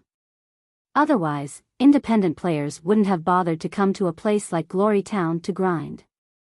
Under the crowd's hateful gazes, the fierce, young man leading Sin Realm's team stepped forward. He wore dark gray armor and carried a great sword with a deathly aura. As he emerged from the Sin Realm group, the crowd gasped. What? Crocodile Breaker? Why is the heavy sword here? This young man's appearance gave the watching players goosebumps. Sin Realm had 7 great experts, and every one of them was one of the guild's core upper echelons. Crocodile Breaker was one of these great experts. His role in the guild was to deal with players that opposed Sin Realm, and he had easily over 3,000 expert player deaths under his name. He had even set the record for defeating 100 players single-handedly, and those 100 hadn't been random nobodies. They had all been guild experts, and one had even ranked on the God's Domain expert list. The reason behind Crocodile Breaker's astonishing success was his unbeatable strength. He had even whittled the expert that ranked on the God's Domain expert list down until the player had died. Due to Crocodile Breaker's immense strength, he had gained the nickname, Heavy Sword. While the watching players were surprised by Crocodile Breaker's appearance, the young man arrived before Smiling Breeze's stall. Pack up. Today, you two have the honor of joining Sin Realm, Crocodile Breaker proclaimed, flashing Smiling Breeze and Cool Summer an arrogant grin. The guild leader has decided that you two will be instantly promoted to core members when you join, and you won't have to grind for GCPs like everyone else. If you perform well, you might even become guild elders in the future. If you don't have any questions, come with me. Although Crocodile Breaker's words seemed like an invitation, his imposing aura hinted that he'd slay the sibling pair if they rejected his invitation. When his aura and pressure washed over the spectators, they shuddered. However, many of the watching experts envied Smiling Breeze and Cool Summer for receiving this forceful invitation. Although Sin Realm behaved like a tyrant in the Purple Thorns kingdom, it had the strength to stand behind its actions. Becoming one of the guild's core members was a golden opportunity. At the very least, one could freely roam the Purple Thorns kingdom. Even the upper echelons from the kingdom's second-rate guilds had to tread lightly around Sin Realm's core experts. As for Sin Realm's guild elders, even the kingdom's guild leaders treated them with respect. As everyone expected the siblings to leave with Crocodile Breaker, Smiling Breeze shook his head and stated, "Thank you for your invitation, but my sister and I are used to living on our own, and we prefer to keep it that way." Cool Summer nodded in agreement with her elder brother. As soon as Smiling Breeze finished speaking, however, the crowd felt the surrounding temperature fall by several degrees. An intense killing intent filled the street, so powerful that even the various Tier 2 experts felt a chill crawl down their spines. "You're rejecting Sin Realm's invitation?" A cold glint flashed in Crocodile Breaker's eyes as he stared at Smiling Breeze. "Do you know the consequences for those who reject Sin Realm's goodwill?" As Crocodile Breaker finished his question, the Sin Realm members around him stepped forward, clearly ready to act at a moment's notice based on their postures. Is Smiling Breeze stupid? He actually rejected Sin Realm? Sin Realm has even sent Heavy Sword for this. Does that guy think he can escape with his life? The crowd watched Smiling Breeze and Cool Summer in shock. They had never expected to find players who would dare to reject Sin Realm within the Purple Thorns kingdom. The overbearing guild had even annihilated peak adventurer teams, and those teams' upper echelons had been so crippled that they had to delete their accounts and start over. Getting rid of 2 independent players would be child's play for Sin Realm. Even Smiling Breeze felt a little nervous in this situation.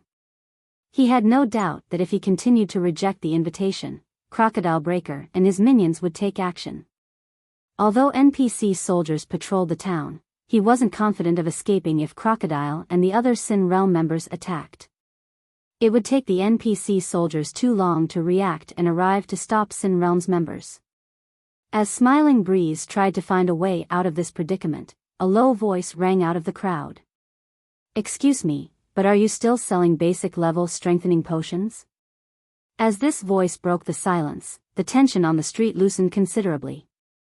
Almost as one, the crowd turned toward the voice's origin. They were all curious to know what fool dared to interfere with Sin Realm's affairs. As they turned, the spectating players found themselves looking at a cloaked player.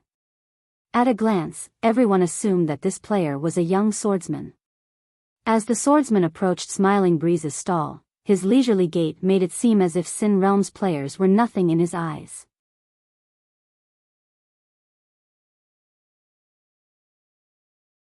Chapter 1991, Power of a Bronze Combat Technique. Smiling Breeze and Cool Summer were dazed as the swordsman youth arrived before them. They had never expected that someone would dare stand out during such a critical moment. The swordsman youth was none other than Shifeng, who currently used his original appearance as Yifeng. Both siblings would be a benefit to Zero Wing. Since he had found them here, he might as well use this situation to make them owe him a favor. We do. We still have plenty. Cool Summer instinctively responded to Shifeng's question. However, she spun toward Sin Realm's members after snapping out of her daze and hesitantly said, "But..." Crocodile Breaker frowned at Shifeng. Although he said nothing, the relaxed atmosphere regained its prior tension. Everyone could see that Crocodile Breaker was truly furious now. Sensing Crocodile Breaker's rage, the surrounding players could not help but take a few steps back. This guy must be nuts. Is he really trying to challenge Sin Realm's prestige? The crowd stared at Shifeng as if he were a dead man walking. Brat. You sure have guts, don't you? You dare to interfere with Sin Realm's affairs? Crocodile Breaker hissed as he glared at Shifeng. Are you trying to die so soon? It had been quite some time since he had encountered anyone who openly dared to provoke Sin Realm. Naturally, he didn't mind teaching everyone the price for such an insult. While Crocodile Breaker had addressed this stranger, the several Tier 2 experts around him surrounded Shifeng, sealing off any path of escape. Seeing this, Cool Summer began to worry. She felt that Shifeng was simply too foolish. Although the town had NPC soldiers to protect its citizens, players weren't absolutely safe from harm. If Sin Realm's members wanted to act, not even her brother could stop them. As she considered the situation, Smiling Breeze called out to her through their party chat, saying, "Once the battle starts, I'll hold them back as long as I can. Use the chance to flee with this swordsman. As long as you two find the town's NPC soldiers, Sin Realm's members should give up the chase. Brother, you need to be careful. Crocodile Breaker won't be an easy opponent." Cool Summer said as she nodded. She agreed that the plan was their only way out of this predicament. Although everyone expected Shifeng to make a move, he didn't seem on high alert in the least. Instead, he looked at Cool Summer and calmly asked, "Wonderful.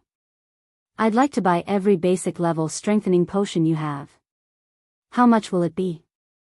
Hearing Shifeng's offer, Cool Summer was speechless.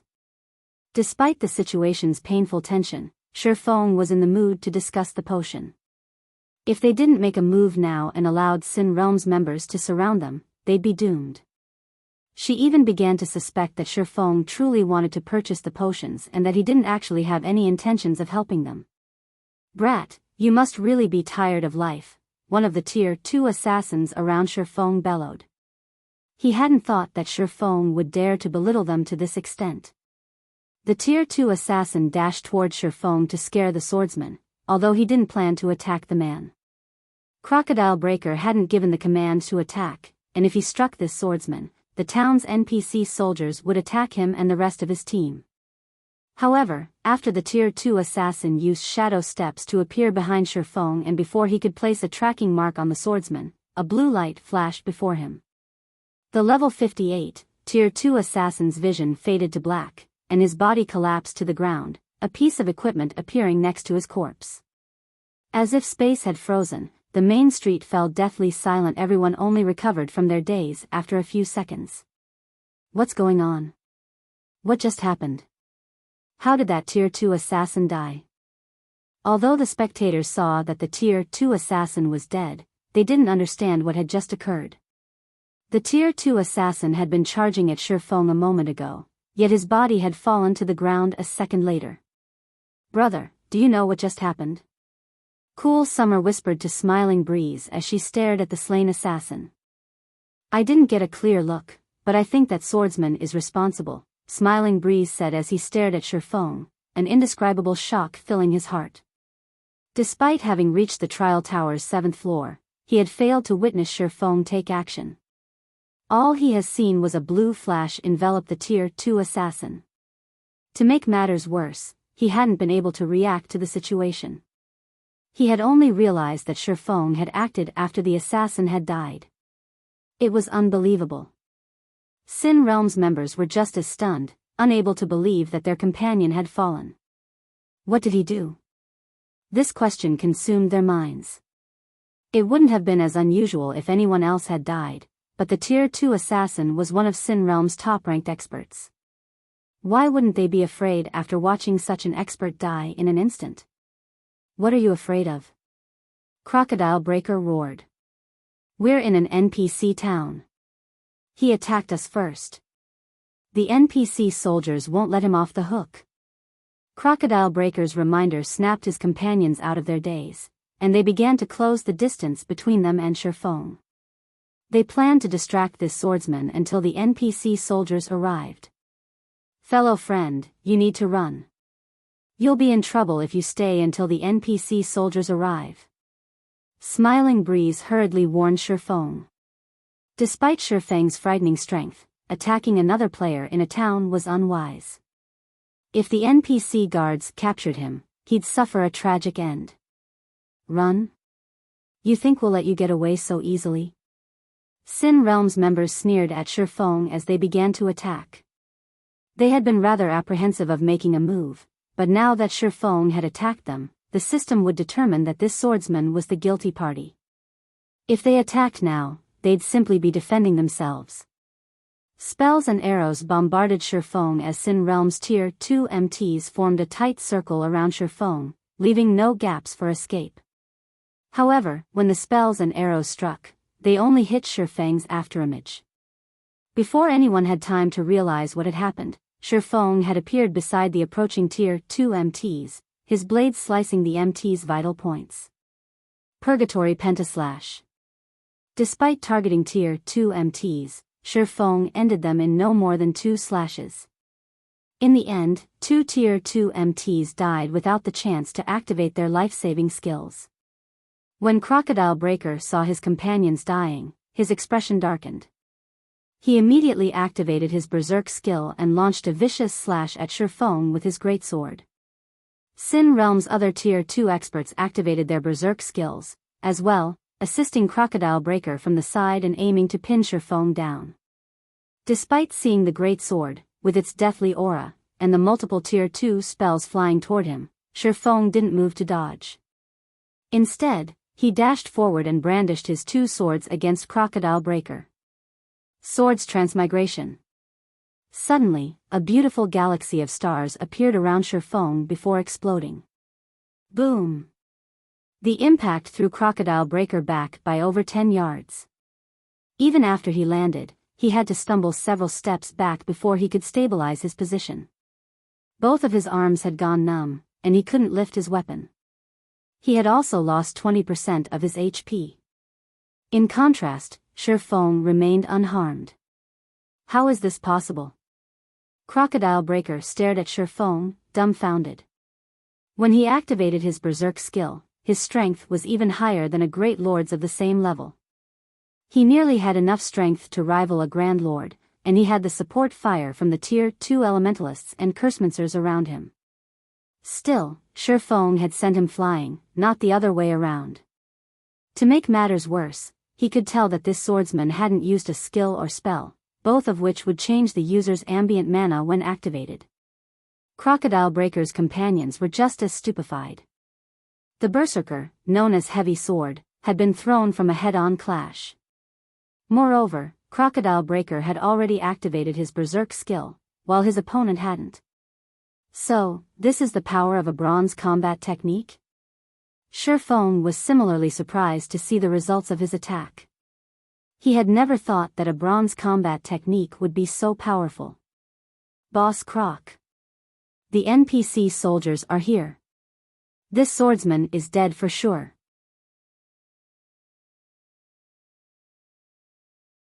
Chapter 1992, Taking Action in Purple Thorns Kingdom. Rows of level 150 NPC stood at attention before Shifeng between him and the street crowded with players. When they heard the level 150, Tier 3 patrol captain's question, the watching players were stunned. How is this possible? Why aren't the soldiers arresting him? Who is that? Is the system bugged? Questions plagued the players' minds, and Sin Realm's members were particularly stupefied. The scene they had just witnessed had thoroughly altered their worldview. It was common knowledge in God's domain that any player that attacked another within an NPC town or city would be killed, captured, or both. It was an ironclad rule. Yet, this player had just broken that ironclad rule. In fact, the NPC soldiers, who were supposed to administer justice to Shifeng, treated the swordsman with respect. "Brother, am I dreaming?" Cool Summer asked as she tugged on Smiling Breeze's sleeve, blinking in confusion as she watched Shifeng. Glory Town was one of the most heavily fortified towns in the Purple Thorns Kingdom, and its laws were just as strict as in NPC cities. The NPCs that ensured order within the city wouldn't ever pardon a player that had intentionally committed murder. Not only would the guards kill the offender on the spot, but they'd also lock the player in jail for another 2 or 3 days. Unless one could escape the NPC soldiers' pursuit, avoiding punishment was impossible. Despite hearing his sister's question, Smiling Breeze didn't reply. He was preoccupied with his frustration over this situation. Naturally, Shifeng wasn't particularly surprised by the NPC soldiers' reactions. He was, after all, a bronze legatee, enjoying the status of a baron in any NPC city he visited. Although the baron rank was the lowest among nobles, one was treated differently in NPC cities based on their title. Although Sin Realm's Tier 2 assassin hadn't attacked Shifeng, the assassin had planned to use a tracking skill on him. Using a tracking skill on a normal player in an NPC city might not be a crime, but using it on a titled noble was. The system would consider the act as a premeditated attack. The NPC soldiers wouldn't question him for killing the Tier 2 assassin. Needless to say, although the other Sin Realm members hadn't landed an attack, they had attacked him. He could kill these players without consequences from the system, as well. This was the true benefit of being a titled noble. Of course, if 2 titled noble players fought, the system would deem the first to cause damage as the offender. However, an advanced town like Glory Town might not have a single ordinary noble, much less a titled noble. Hence, Shifeng didn't have a reason to hold back and could slay all who had attacked him. These people attacked me. What is the most severe punishment they can receive according to the laws? Shifeng asked the patrol captain, smiling as he gestured to Crocodile Breaker and his minions. Lord Bronze Legatee, since they have attacked a titled noble within the town, they can be imprisoned for a maximum of 3 days, the patrol captain replied, flashing Crocodile Breaker's group a frosty glare. Good. Lock them up for 3 days, then. Shifeng nodded. Understood.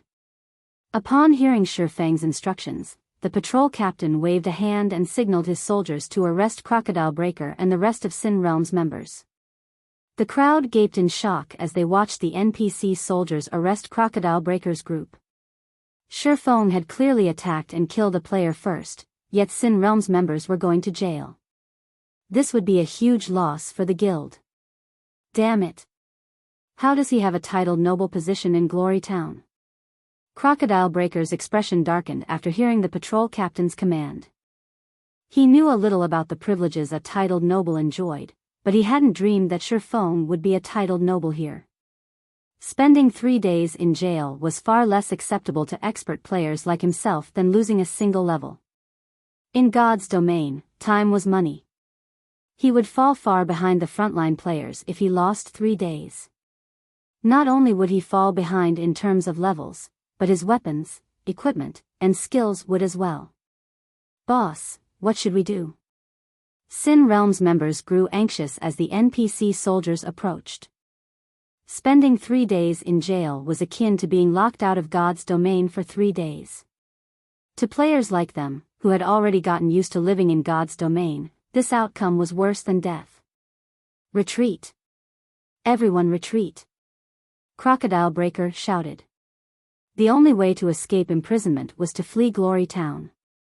They'd be ruined if the NPC soldiers captured them. As soon as Crocodile Breaker gave the command, the Sin Realm members held nothing back as they used their life-saving tools to flee.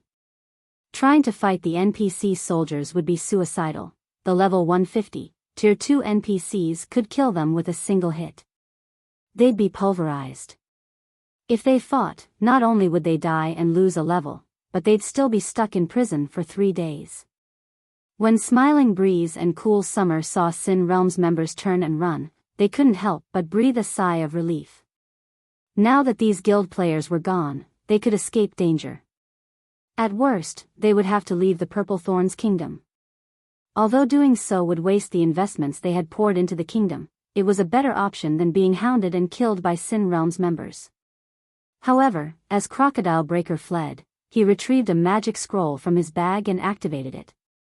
Suddenly, a pitch-black magic array formed above the main street, radiating a dense, lethal aura. The aura extended toward Shifeng and the two siblings so quickly that it was almost impossible to evade. However, the aura didn't inflict any damage, but left Shifeng and the sibling pair a debuff. The Death Mark. No matter where the marked players ran, the Death Mark would reveal their location to Crocodile Breaker during the next 12 hours. The Death Mark would even be effective while the players were offline, and its duration would only decrease while they were logged into the game. Although I don't know who you are, I promise that only death awaits you since you have made an enemy of Sin Realm in the Purple Thorns Kingdom. Crocodile Breaker bellowed as he glared at Shifeng with bloodshot eyes. Many of the expert players in the crowd felt a chill crawl down their spines as they sensed the killing intent within his voice.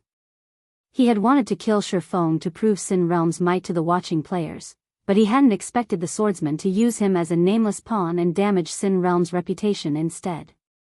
He swore to himself that he wouldn't rest until he killed Shifeng personally. Naturally, he couldn't let Smiling Breeze and Cool Summer off the hook either. It's over. Those three are doomed. I knew something like this would happen. Provoking Sin Realm in the Purple Thorns Kingdom is simply suicide. No one can save those three now.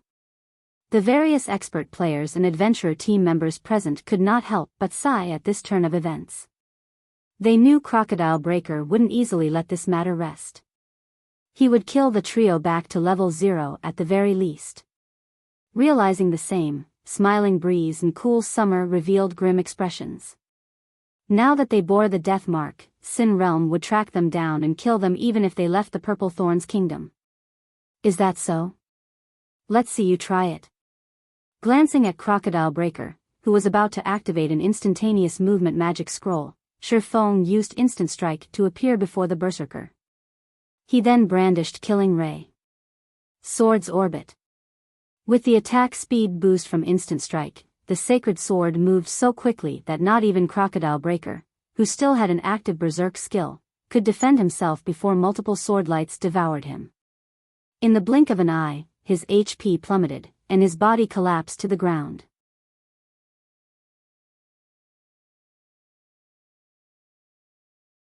Chapter 1993, Kingdom Uproar. Crocodile Breaker's death shocked the spectating crowd and Sin Realm's retreating members. None of them could believe what they had just seen. He's dead? This is a trick, right? The heavy sword actually died in a single move? Players new to the Purple Thorns Kingdom might not be familiar with Crocodile Breaker, but those who resided in the kingdom knew his name and nickname quite well. He had become many players' nightmare.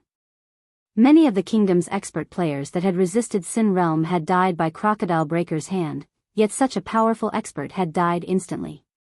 No one would believe them if they retold this tale. That player is amazing, brother. Cool Summer exclaimed as she watched Shifeng loot the battlefield. He might even be stronger than you. Emichim. His swordsmanship is so fast. Smiling Breeze nodded in agreement. Shifeng's performance had shocked him, as well. I've seen almost every top-ranked swordsman in the kingdom in action, but none of them are close to his level. Just who is he? Not only was he a Tier 2 player, but he was also an assassin, the class famed for its speed, but he hadn't been able to keep up with Shifeng's attack. He hadn't even caught the moment this swordsman had executed the skill. By the time he had realized what was happening, Shifeng's attack was over, and Crocodile Breaker was dead. When he tried to put himself in Crocodile Breaker's shoes, he doubted that he'd be able to activate Vanish, an almost instantaneous life-saving skill, in time. When he recalled his decision to send Shifeng and his sister away while he protected them from behind, he found the idea laughable. Crocodile Breaker's death had undoubtedly dealt Sin Realm's members quite the mental blow. As a result of their momentary pause, only a small number of the guild players had actually escaped Glory Town. The NPC soldiers captured the rest of them. The players that had died lost a level and a piece of equipment as a result, in addition to resurrecting in the town's prison to spend 3 days behind bars. Friends, Sin Realm's people have left. If you intend to flee, you should do so now. I doubt it will be long before the guild sends reinforcements.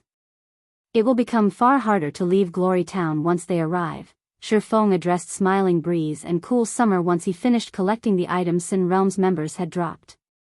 Shifeng's warning snapped Smiling Breeze out of his daze, and he gratefully replied, "Thank you. I'm Smiling Breeze, and this is my little sister, Cool Summer. May I have your name, friend?" Yifeng, Shifeng answered truthfully. Although he had considered using Black Flame, it would cause a commotion if the public learned that Zero Wings guild leader had appeared in the Purple Thorns kingdom. The kingdom's various major powers would certainly pay more attention to him, and if that happened, it could affect his quest. Yifeng? Could you be Zero Wings' honorary elder? Smiling Breeze stared at Shifeng in surprise. Zero Wing had become considerably famous in God's domain. Its success in repelling a veteran super first-rate guild's offensive and joining the secret chamber of commerce had earned the guild some notoriety, increasing Zero Wing's chances of becoming a super first-rate guild itself in the future. With so much attention on Zero Wing, it was only natural for the public to grow familiar with the guild's peak experts, including Yifeng. Thus far, Yifeng had displayed great strength in multiple battles in Star Moon Kingdom. Not only had he become well-known in his own kingdom, but he had become extremely famous among the Purple Thorns Kingdom's expert players. During their free time, expert players enjoyed discussing nearby kingdoms' experts and comparing themselves to figure out who was stronger. Cool Summer stared at Shifeng in shock, as well. She felt as if she were dreaming. "Brother, is this really happening? We actually got to meet Zero Wing's honorary elder, Yifeng." Cool Summer whispered to Smiling Breeze, her eyes glowing with excitement. Even existences like Crocodile Breaker were out of reach for independent players like them, not to mention an honorary elder from a guild with the potential to become a super first-rate guild. Due to this revelation, the entire kingdom was in an uproar, with many players expressing their desire to join Zero Wing, hoping that the guild would establish a branch guild in the Purple Thorns Kingdom. The overwhelming reaction even surprised Shifeng. At this point, over 200,000 players, a truly frightening number, had voiced their desire to take down Sin Realm. Just how much of a tyrant is Sin Realm in the Purple Thorns Kingdom? Shifeng was astonished as he read the forum post containing a petition to deal with the offending guild. The average large guild didn't even have 100,000 members, only second-rate and above guilds could amass such a collection. It didn't take long for news of the matter to reach the Purple Thorns Kingdom's various major powers, especially the kingdom's tyrant, Sin Realm.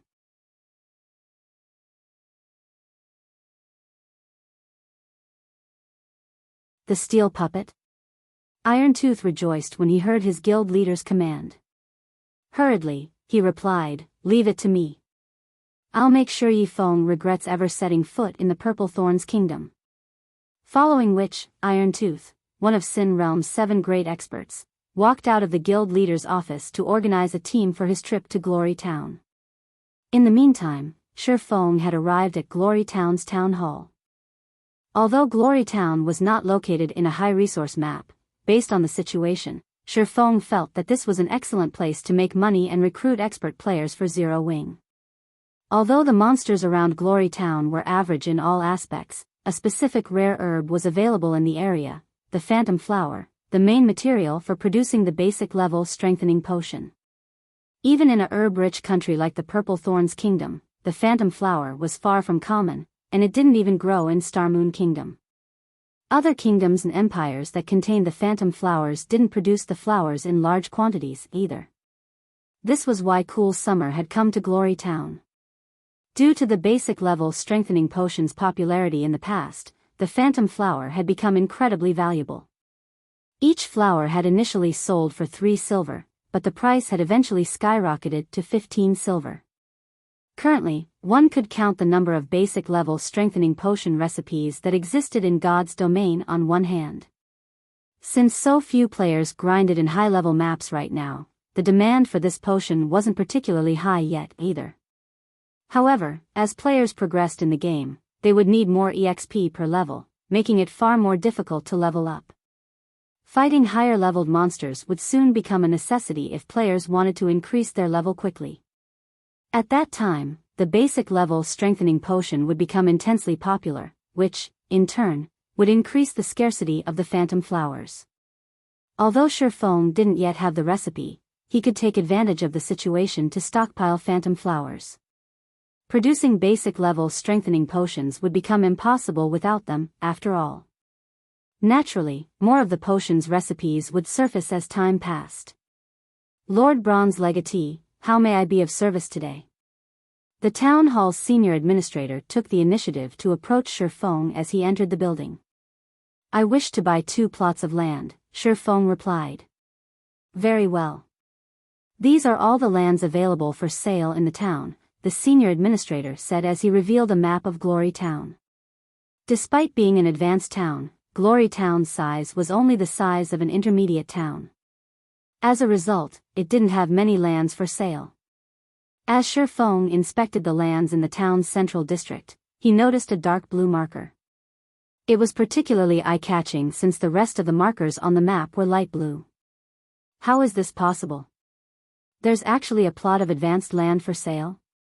Shifeng was stunned as he stared at the dark blue marker.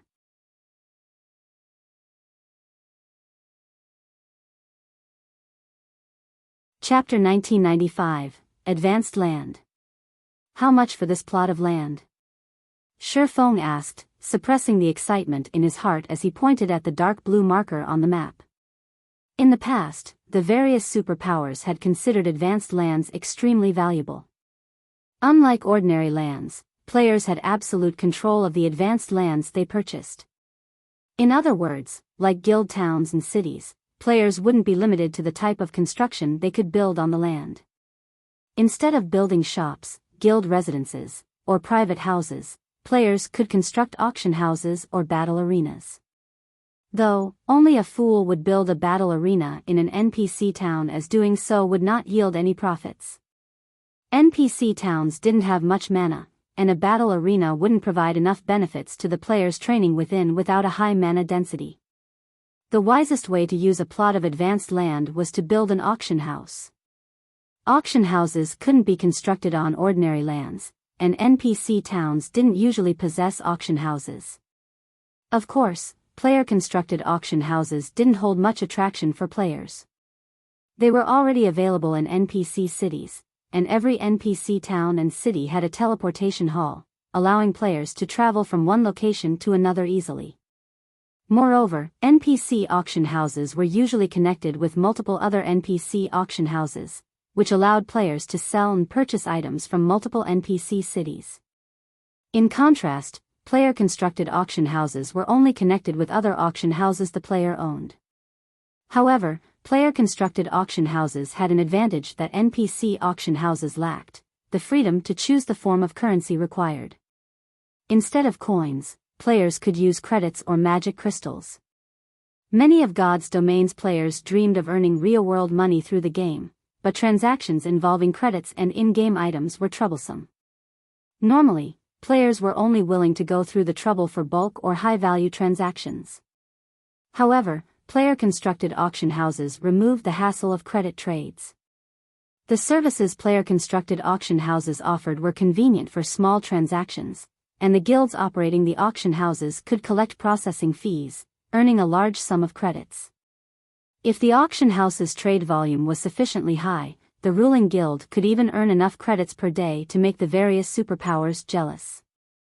Of course, obtaining such an income was impossible if one relied on a single NPC town's auction house, but there was a saying, many a little makes a mickle.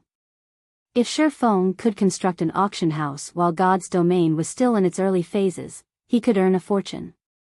Moreover, an auction house in an NPC town would be far more popular than one in a guild town. This was due to the more convenient transportation methods. Every NPC town and city in the Purple Thorns Kingdom allowed direct teleportation to Glory Town. Lord Bronze Legatee, this plot of land's price is somewhat special. In addition to 14,000 gold, you'll also have to pay 300 mana stones and 300 pure magic cores if you wish to purchase it, the senior administrator said. Mana stones and pure magic cores? Shifeng released a sigh of relief when he heard the senior administrator's price. Normally, advanced lands cost both coins and resources.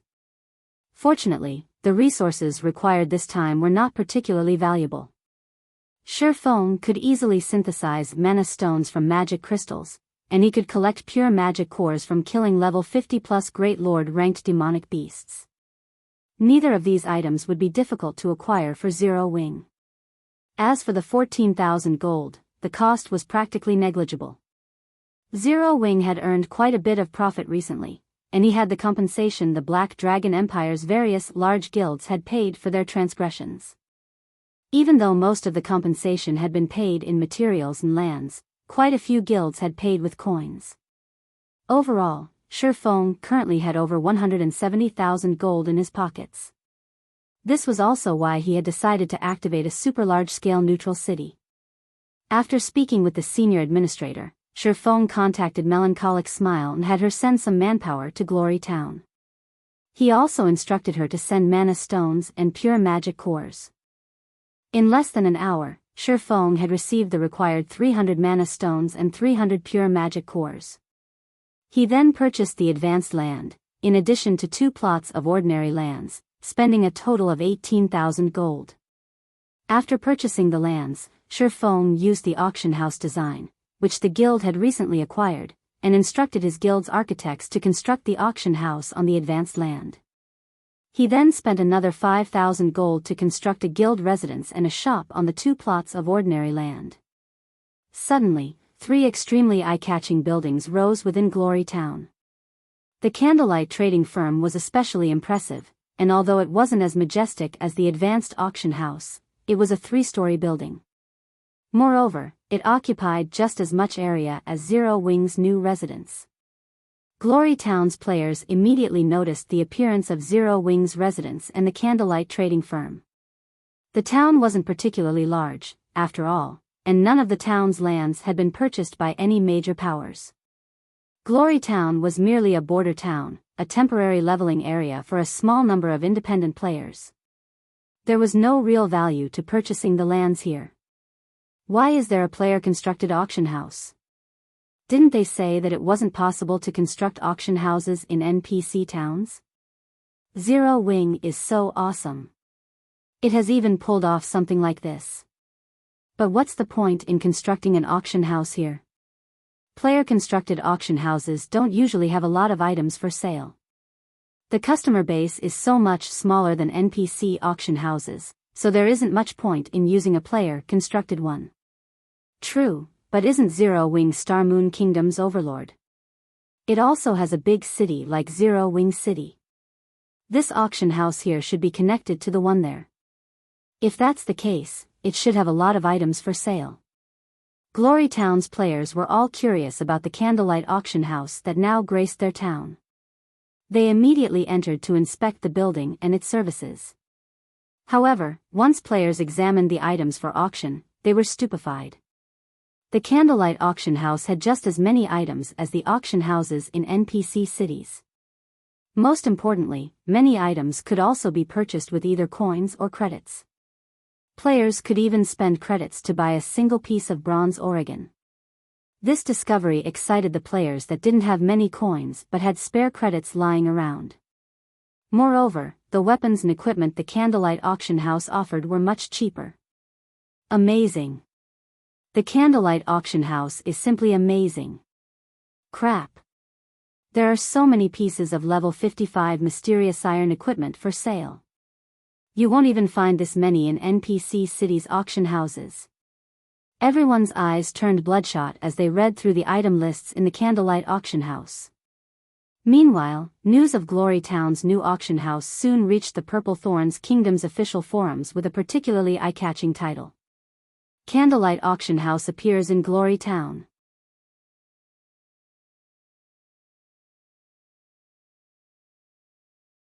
Chapter 1996, Popular Auction House.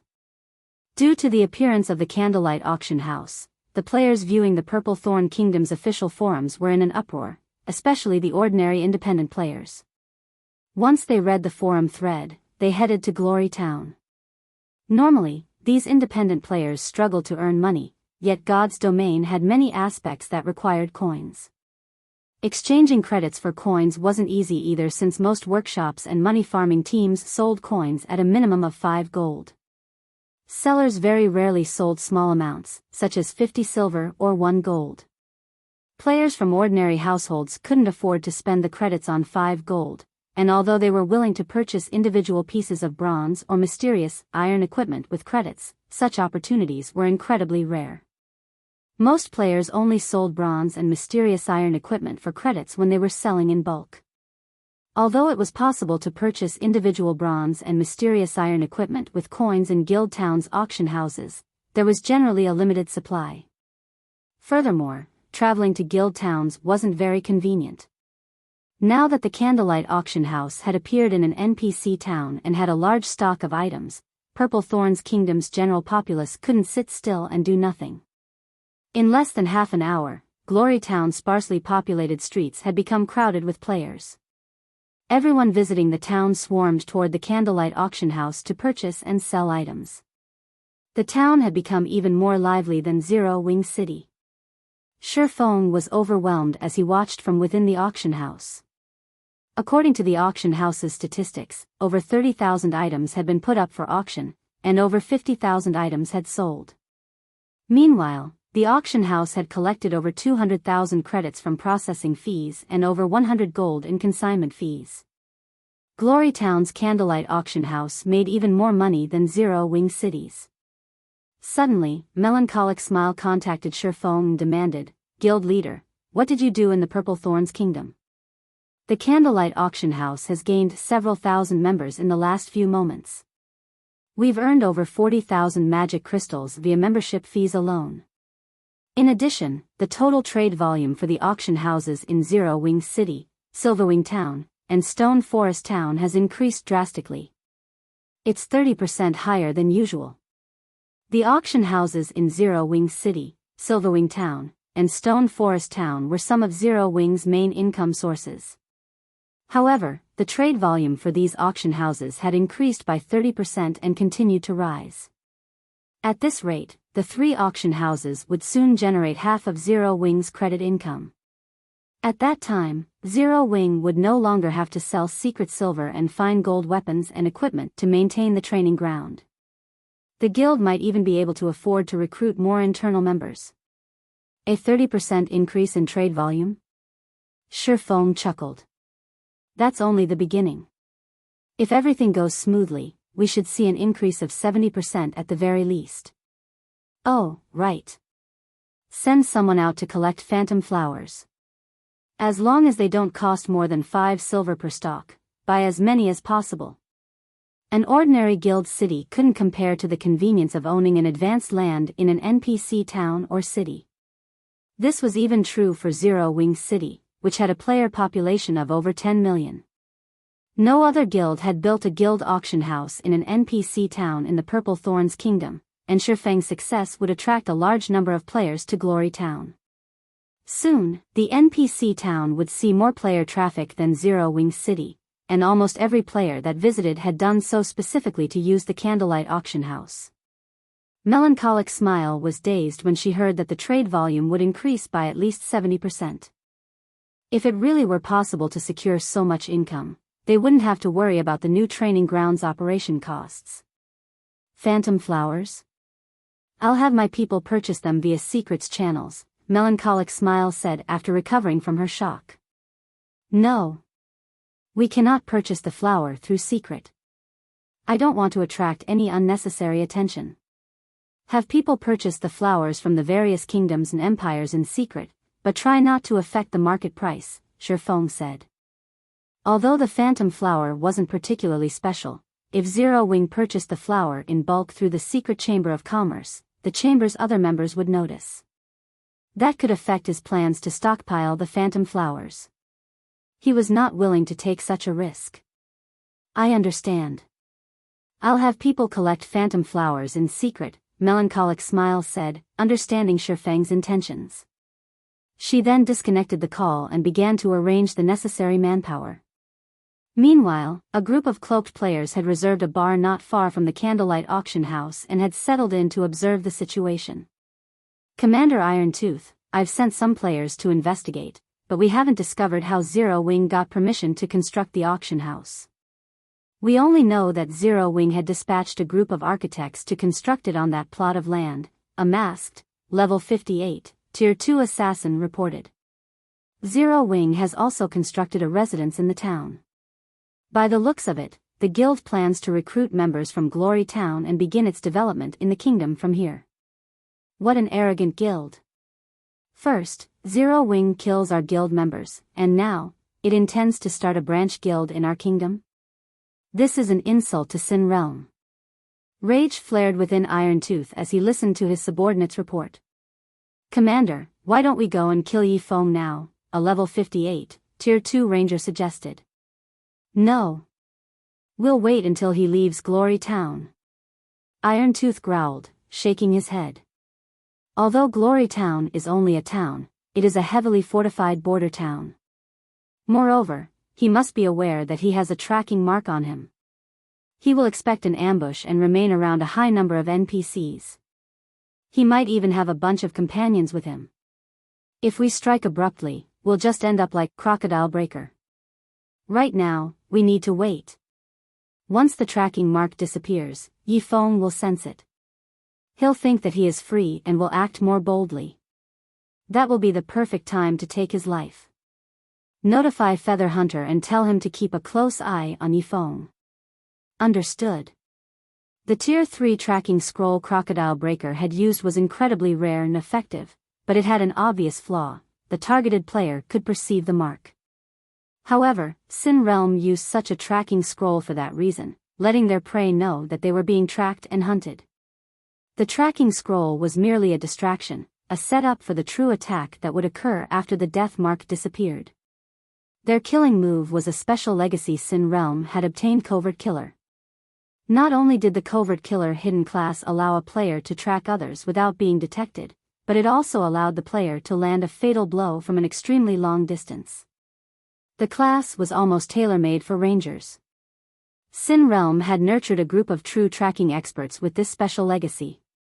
Feather Hunter was the best among the players that had obtained the Covert Killer hidden class.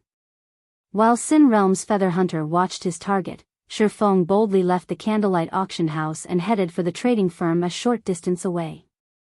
The Candlelight trading firm's interior was finally complete.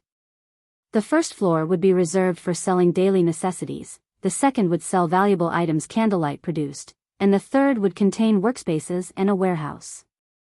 The shop was also fully staffed by NPCs and Candlelight members from White River City. Now, all that was left was the shop's grand openings. Once Shifeng entered the Candlelight trading firm, he instructed an NPC to purchase materials and focus on buying phantom flowers. The guild members would be responsible for managing sales and producing items. With everything set up, Shifeng's true purpose of setting up the trading firm in Glory Town should remain hidden. I should head to the Icefire Mountain Range now. Shifeng glanced at the time once he had settled his affairs in Glory Town. Since the tracking mark on him had disappeared some time ago, he decided that it was finally time to leave. He immediately donned his black cloak and snuck out of the town. He only called out his mount and made his way towards the neutral map after he had put some distance between himself and Glory Town. The moment Shifeng left the town, Feather Hunter notified Iron Tooth of the development. Commander Iron Tooth, Yifeng has snuck out of Glory Town. Feather Hunter reported as he watched the moving red dot on his system map. Good. He's finally getting impatient. Follow him closely. We'll head to your location immediately. Iron Tooth said, laughing as he finished the beer in his hand.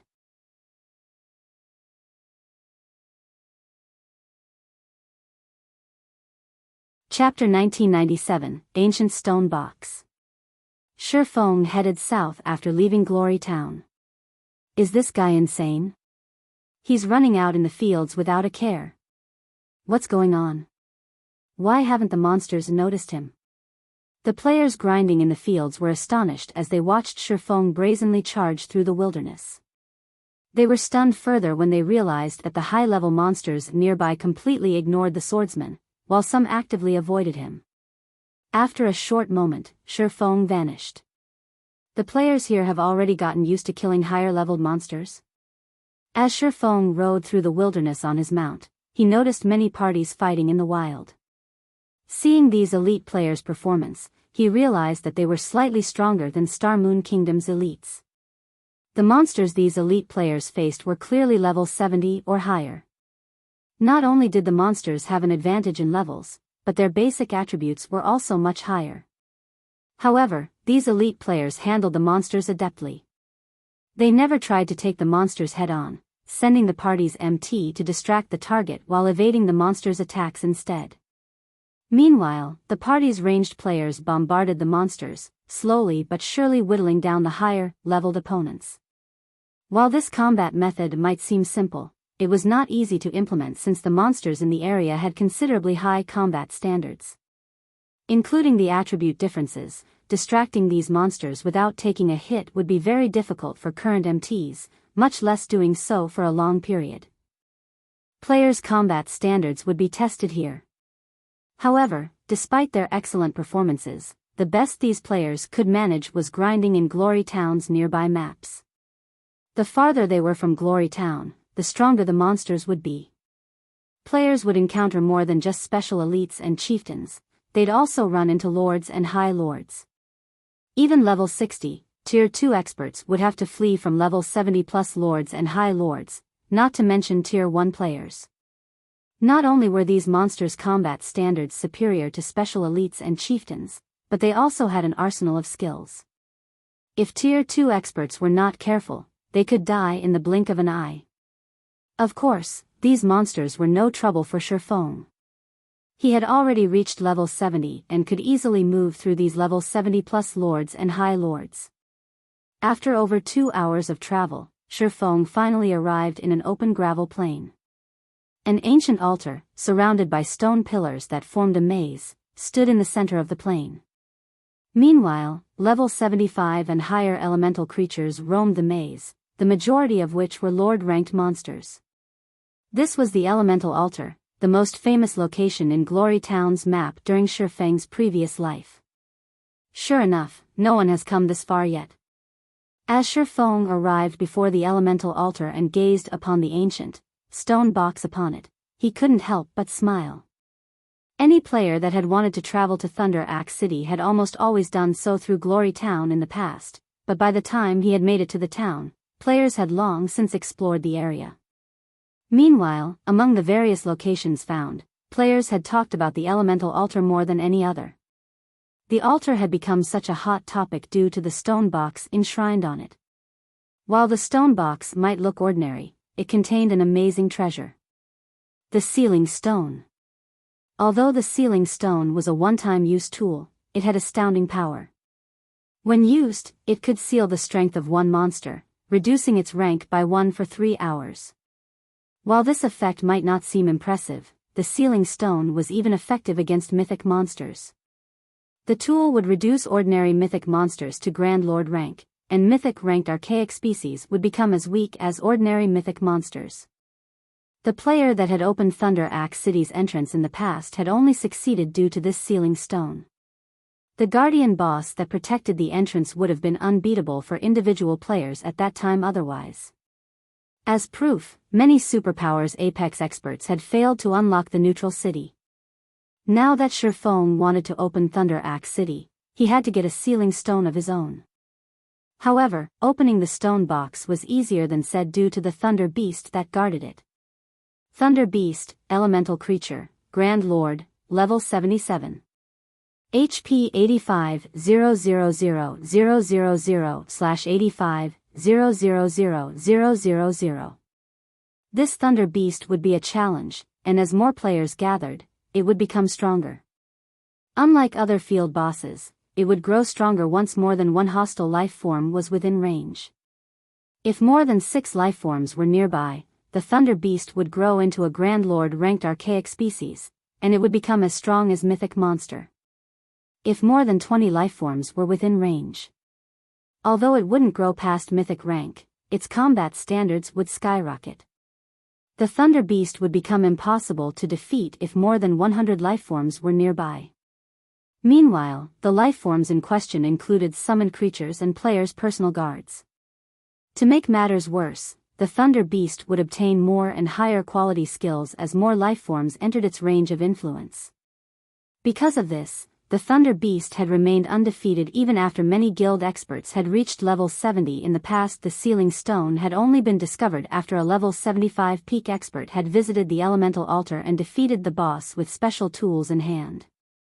Although Shifeng had yet to reach level 75, he had incredibly powerful outside help. Following which, Shifeng took out the Bible of Darkness and summoned a level 85, Tier 3 lava demon. When the lava demon emerged, the surrounding temperature rose sharply due to the molten lava that covered its body, creating a natural domain.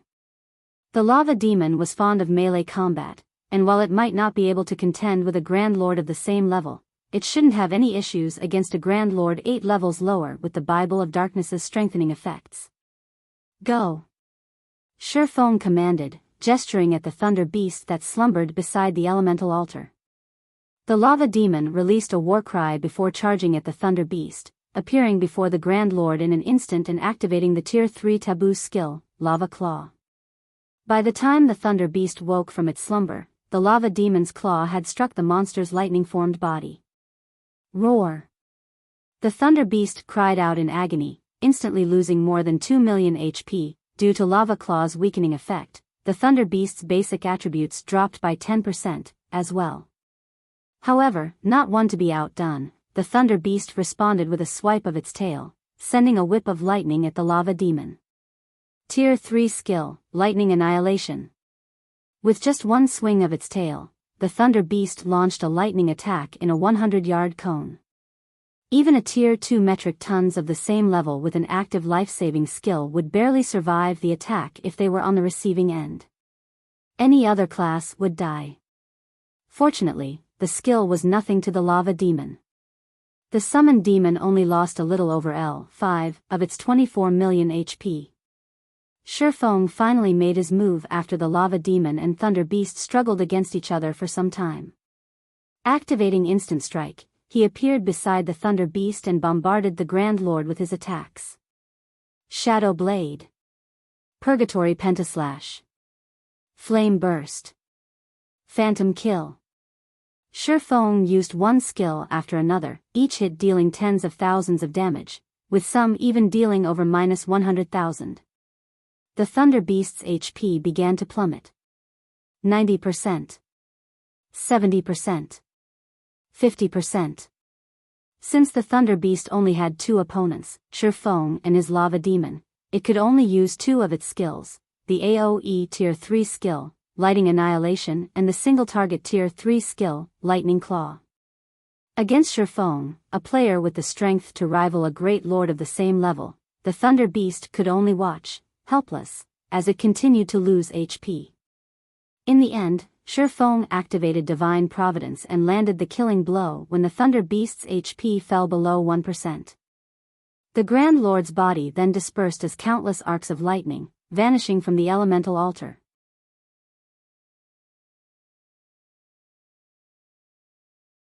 Chapter 1998, Sin Realms. So much EXP. Shi Feng stared at his experience bar in astonishment. After the Thunder Beast had died, his experience bar had increased by 11%. If he were grinding normally, he'd need at least half a day to earn that much EXP, but he had gained so much after less than 20 minutes. When he remembered that the Thunder Beast as a special boss, so much EXP made sense. If a 20-man team killed an ordinary Grand Lord of the same level, every member of the team would receive a significant amount of EXP. Not only was the Thunder Beast 7 levels higher than Shi Feng, but he had also killed the Grand Lord without help, monopolizing the awarded EXP. It was only natural that he received so much. Any other level 70 player would have likely gained enough EXP to fill 20% of their experience bar. When the Thunder Beast had fallen, it had also dropped over 30 items, filling Shi Feng with delight. Past level 50, even ordinary mythic field bosses only dropped around 30 to 40 items. Although he was responsible for the Thunder Beast's first kill, 30 items were still impressive. Meanwhile, over half of the items were materials, and all of them were unique materials from the Thunder Beast's body. Thunder Skin, epic rank material. When producing leather armor, the Thunder Skin can be used to enhance the armor's basic attributes and grant lightning resistance. Thunder Claw, inferior legendary rank material. When added to a weapon's production process, the Thunder Claw increases the weapon's attack power and adds additional lightning-type damage.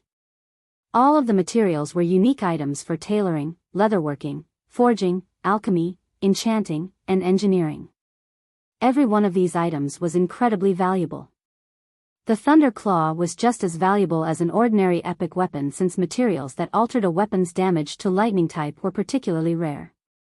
Any weapon that could use lightning would ignore a significant amount of defense unless the target had very high lightning resistance, but equipment that provided that resistance was just as rare. Melee players in the past had dreamed of enlisting a master forger to create a custom weapon with lightning-type damage for them. With such a weapon, players would have a massive advantage when fighting monsters or players. As expected of a unique boss. Its loot is amazing. Shi Feng's eyes glowed as he gazed at the weapons and equipment the Thunder Beast had dropped. The Thunder Beast had dropped a total of 7 weapons and equipment. 6 pieces were level 70 equipment, of which 3 were fine gold rank, and 3 were secret silver rank. Of the 3 fine gold equipment pieces, 1 was a cloth chest piece, 1 was a pair of leather pants, and 1 was a pair of plate armor boots. The lightning combat boots pleased Shi Feng the most. Although the cloth armor and leather pants were good, they weren't quite as powerful as the boots.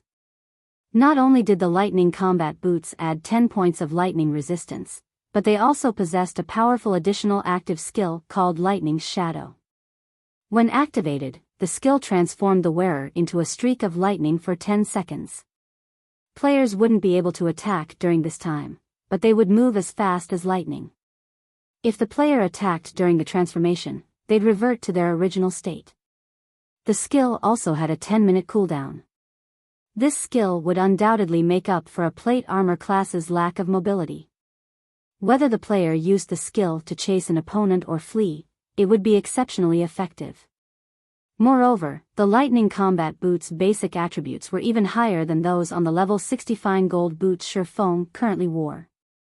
Without hesitation, Shi Feng switched his current boots for the lightning combat boots, gaining more than 20 points to his basic attributes overall. Although the increase was minor, the additional skill, which would drastically increase his survivability, was far more important. Level 70 experts would covet the 3 pieces of level 70 secret silver equipment since each item offered lightning resistance. Not only would the resistance protect the wearer from lightning-type damage, but they'd also have more defense against skills and spells that inflicted numbing effects. The 3 pieces were even more valuable than ordinary level 70 fine gold equipment. However, the weapon the Thunder Beast had dropped, an extremely rare epic growth-type weapon, was even more impressive than the 6 pieces of equipment. Howling Thunder, throwing weapon, bronze rank.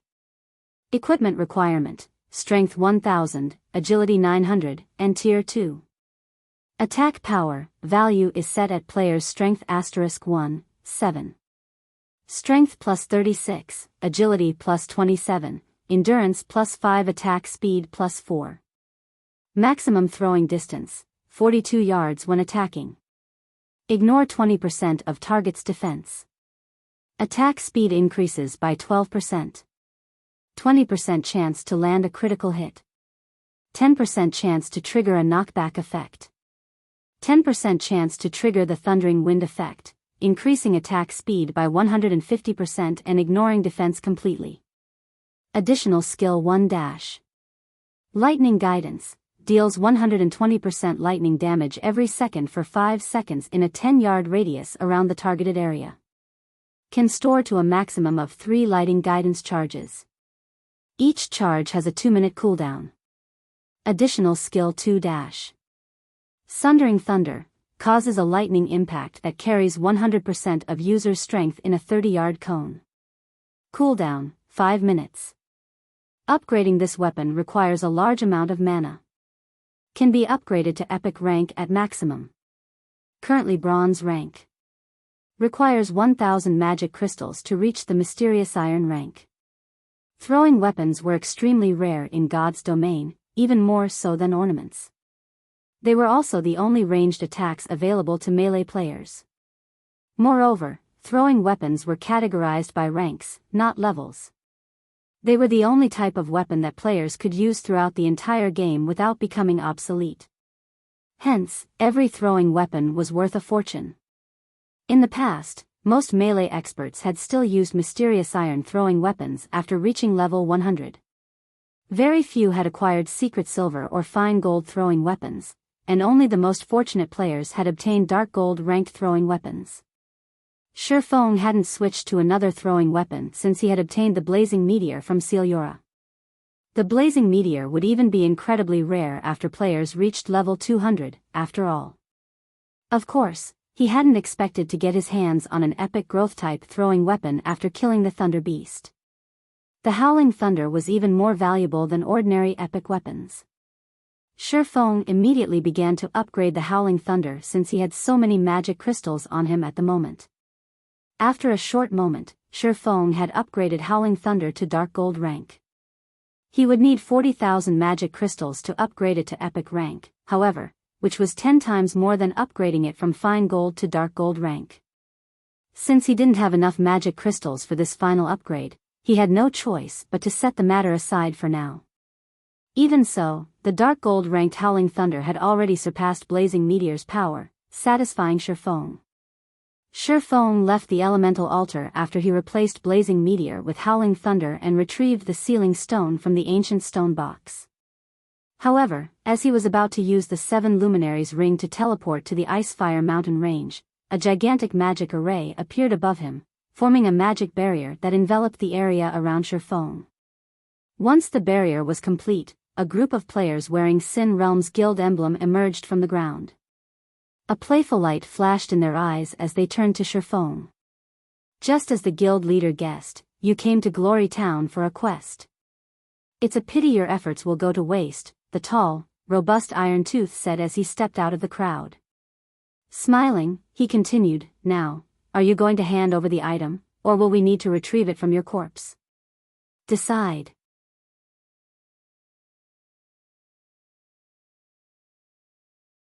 Chapter 1999, Instant Kill. As Iron Tooth finished his question, the players around him burst into action. Wasting no time, these players formed a tight circle around Shifeng. The shield warriors and guardian knights stood at the forefront with their shields raised, followed by the berserkers and swordsmen who offered their MT companion support. The ranged DPS players and healers stood farther behind.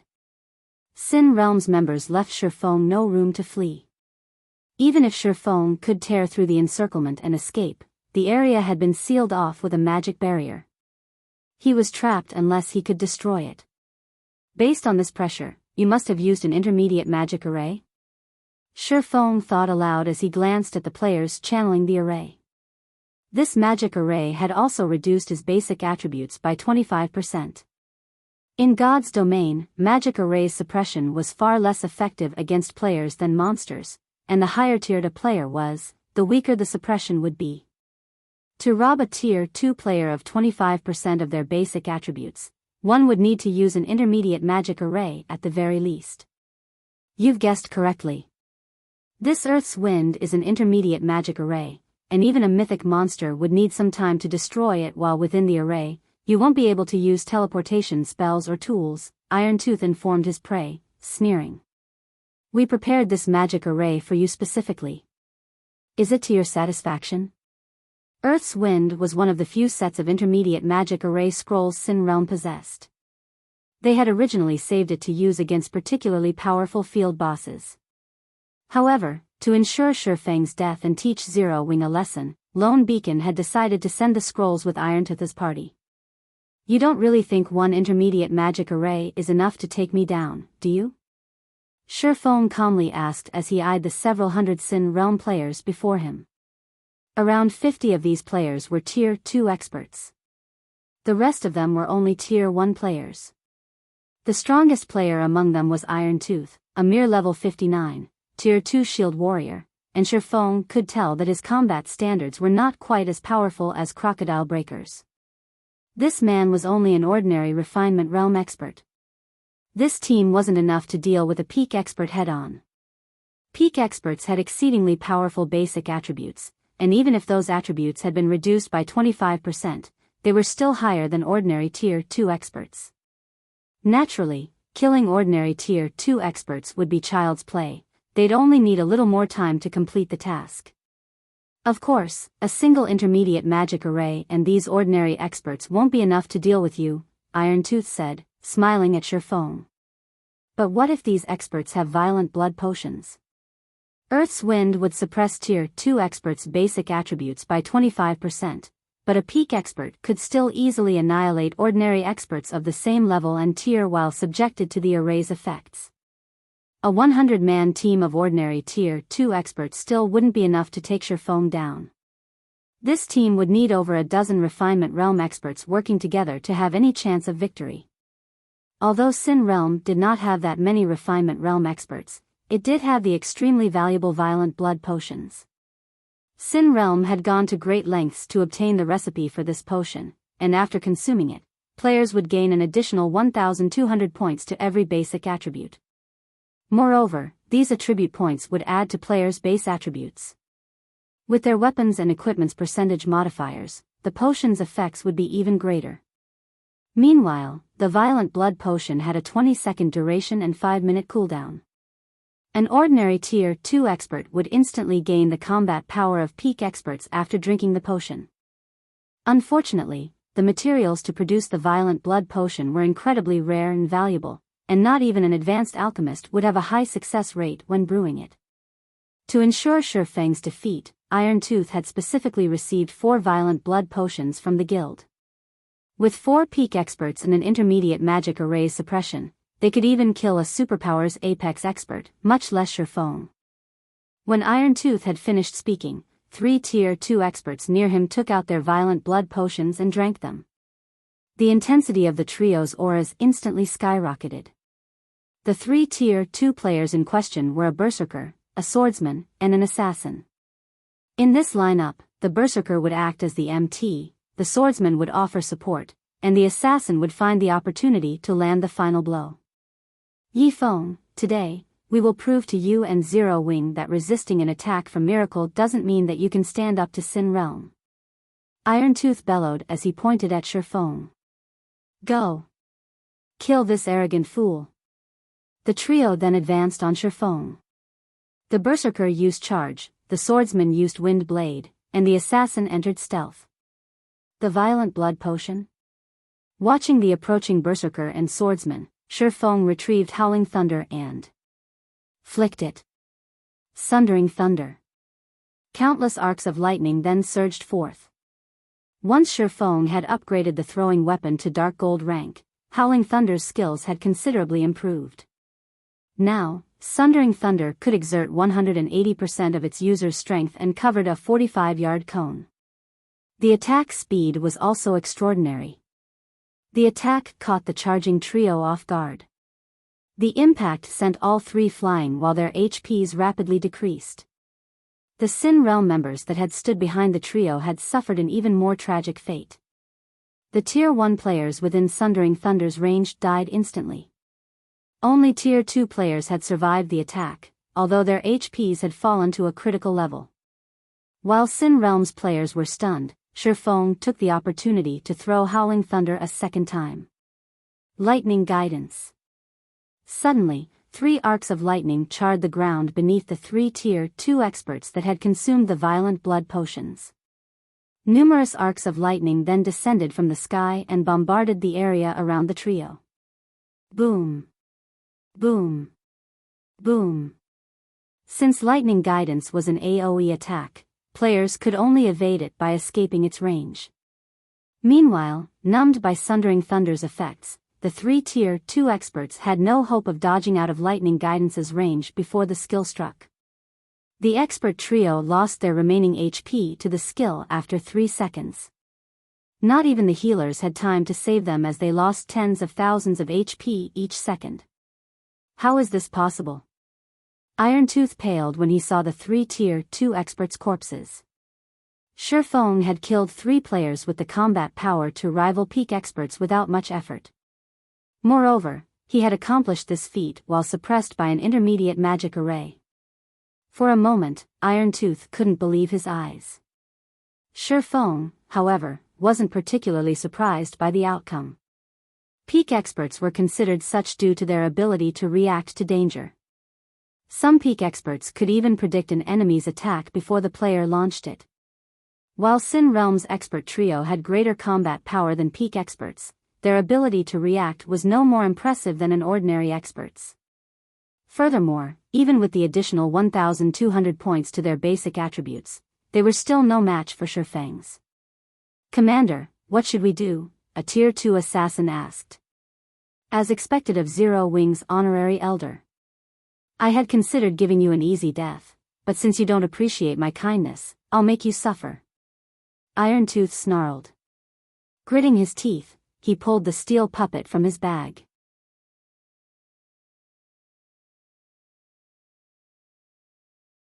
Chapter 2000, Combating the Steel Puppet.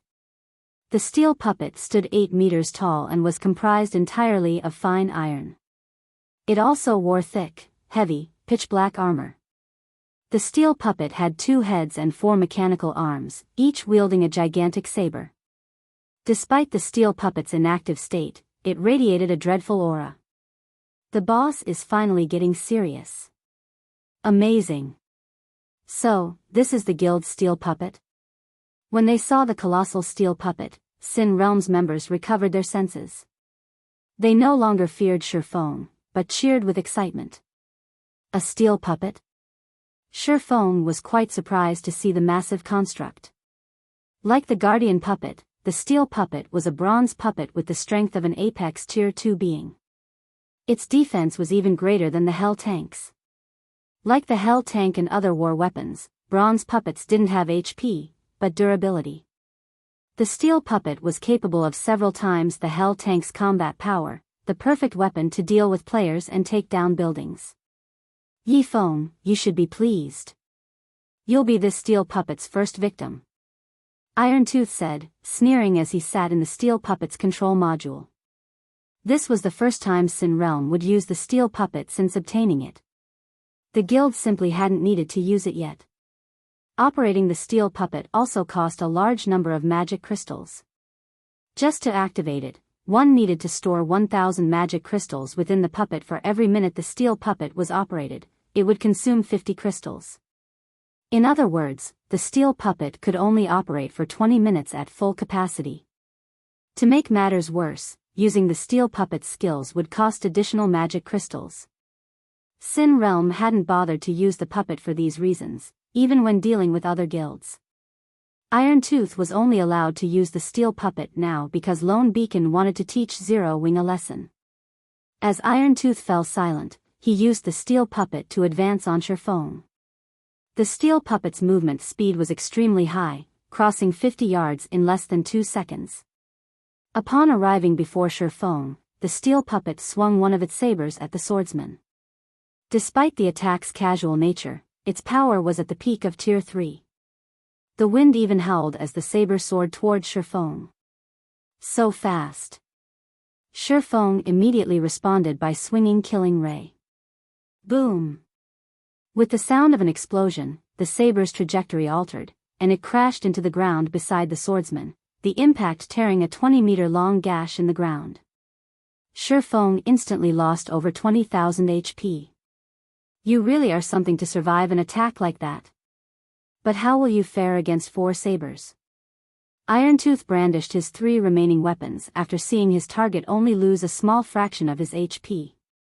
Since a player controlled the steel puppet, all 3 sabers accurately flew towards Shifeng's defensive blind spots. Boom! Boom! Boom! As one slash after another descended, the blades devastated the ground around Shifeng. The earth trembled violently under the resulting impacts, and some of Sin Realm's nearby players lost their footing. The steel puppet's devastatingly destructive power stupefied Sin Realm's members. Setting aside the steel puppet's strength, its attack speed alone shocked many of the watching players. The sabers were far too quick, and even the Tier 2 players realized that they'd be hard-pressed to block a single strike. If they had to combat all 3 sabers simultaneously, they'd die on the spot. Once the dust settled, however, they were even more shocked. Shifeng still stood beside the steel puppet's swords. He hadn't died in the flurry of attacks, and this time, his HP was fully intact. As expected of a bronze combat puppet, its combat power is amazing. The Hell Tank is nothing in comparison, Shifeng thought as he looked at the deformed terrain around him. Moreover, a bronze combat puppet's every attack contained the strength and speed of Tier 2 at its peak. It was the equivalent of a Grand Lord-ranked archaic species. In addition, every attack a combat puppet executed would contain its full power, like a player at their peak. Even a Tier 3 expert would be at a disadvantage against a bronze combat puppet with the same combat standard. A berserk skill? Do you think that can save you? Irontooth sneered when he saw the black aura around Shifeng. He then raised his 4 sabers and attacked again. Although he couldn't control the steel puppet as nimbly as his own body, he was confident of defeating a real Tier 3 expert with the puppet's strength, speed, and 4 arms. We'll see about that. Shifeng brandished his 2 swords to meet the 4 sabers. Swords orbit. A galaxy of stars formed around Shifeng, and he either blocked or deflected every attack Irontooth launched with the steel puppet. How is this possible? How is he keeping up with the steel puppet? Sin Realm's members watched the battle with dropped jaws as the steel puppet was rendered ineffective against Shifeng. However, none of them knew that Shifeng's attributes could normally rival a great lord's of the same level. After using Power of Darkness, his strength was as high as an ordinary Grand Lord's under the intermediate magic array suppression. He was also as fast as a Tier 3 player of the same level. Hence, the steel puppet's basic attributes were only slightly higher than his, and Shifeng could easily make up for the gap with his techniques. He's actually so strong. Irontooth's expression darkened when he realized that he couldn't gain any ground against Shifeng. He had never thought that this swordman's attributes were so high that they could rival the steel puppets. After trading blows for a short moment, Shifeng lost interest in passively defending himself. He started to find opportunities to attack the steel puppet. Dang! Dang! Dang! Dazzling sparks filled the air as Shifeng's sword stabbed and slashed at the puppet, but despite taking multiple attacks, there wasn't a single mark on the puppet's armor. It's useless. Even if you have heaven-defying basic attributes, they are nothing before the steel puppet's defense. I want to see just how long your berserk skill will keep you alive. Irontooth growled, sneering. He was fully confident in the steel puppet's defense, which had Tier 3 defensive capabilities. Only a Grand Lord-ranked archaic species attacks could reduce its durability. Ordinary Grand Lords would only accomplish the feat if they used particularly powerful skills. Is that so? Shifeng chuckled. He then activated Blade Liberation and slashed at the puppet again. Hua! Suddenly, a visible tear appeared on the steel puppet's armor.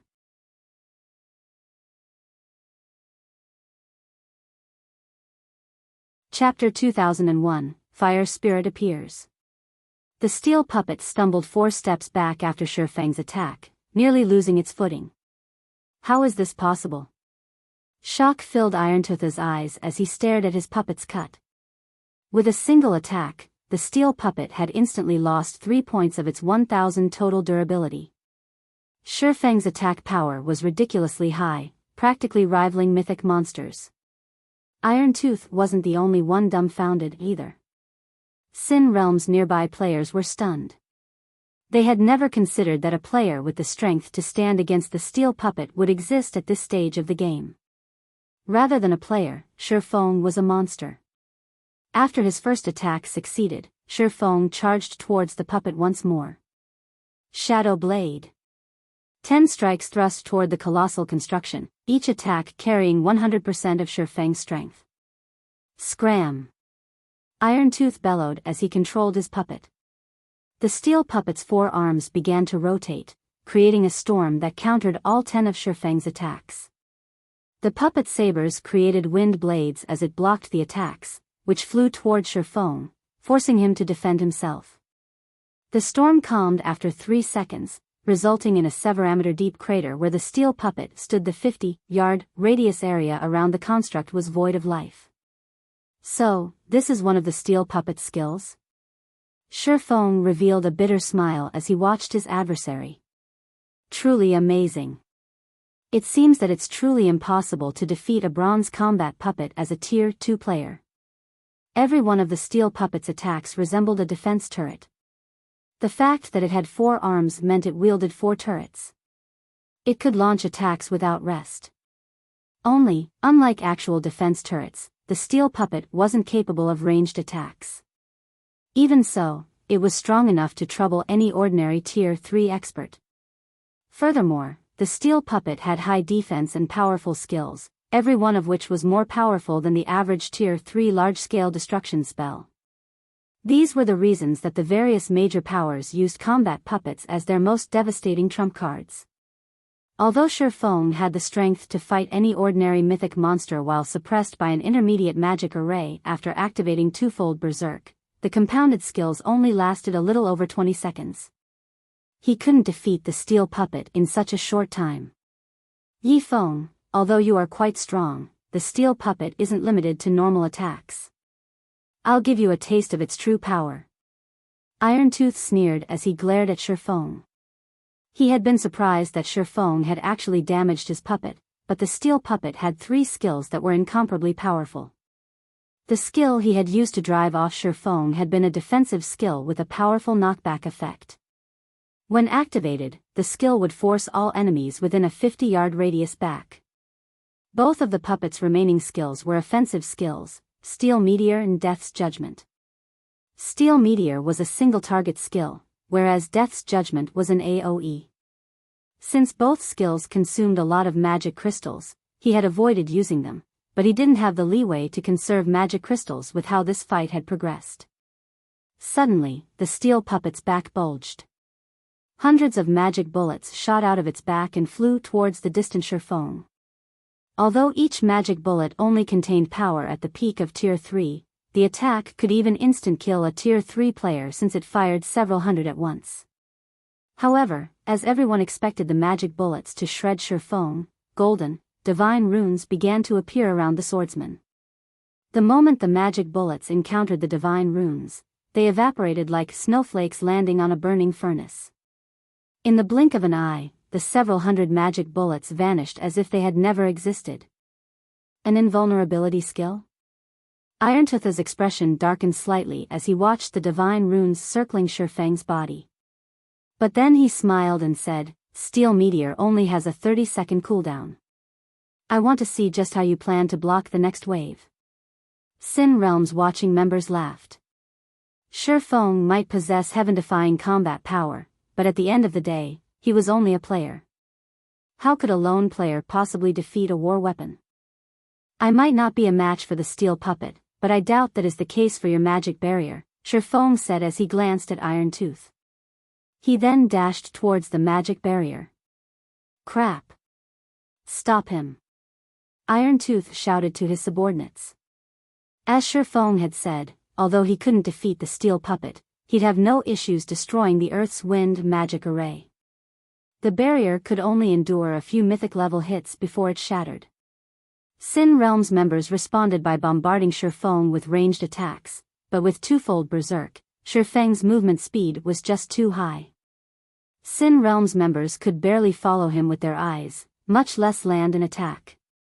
In a split second, Shifeng had reached the Earth's wind's magic barrier. Purgatory Pentaslash. As the 5 sword lights descended, the impact cracked the magic barrier. Boom! Following an explosion, the Earth's wind magic array transformed into countless particles of light and disappeared. Shifeng immediately recovered his basic attributes and regained the ability to use tools. Yifeng, don't even think about escaping. Iron Tooth charged forward with his steel puppet as the magic barrier faded. Although Shifeng was very fast, the swordsman still wasn't as strong as the steel puppet. As long as he kept up the chase, he'd have no problems reaching his target. Escape? Shifeng laughed. It's impolite not to return what one receives. Since you want a fight, I'll give you one. After saying so, Shifeng retrieved the fire spirit from his bag and spent 300 magic crystals to activate it. Suddenly, a massive, crimson magic array appeared above him, enveloping the battlefield. The array began to fervently absorb the ambient mana, concentrating it to form an 8-meter-tall flame dragon. This flame dragon was none other than the fire spirit. Roar! The fire spirit released a furious cry as it descended, its roar shaking the very ground beneath it. At the same time, a frightening aura spread across the battlefield. A level 80, Tier 3 archaic species? How? The Sin Realm members, who had been charging toward Shifeng, slid to a halt as they stared at the fire spirit, which was roughly as large as the steel puppet, in abject horror.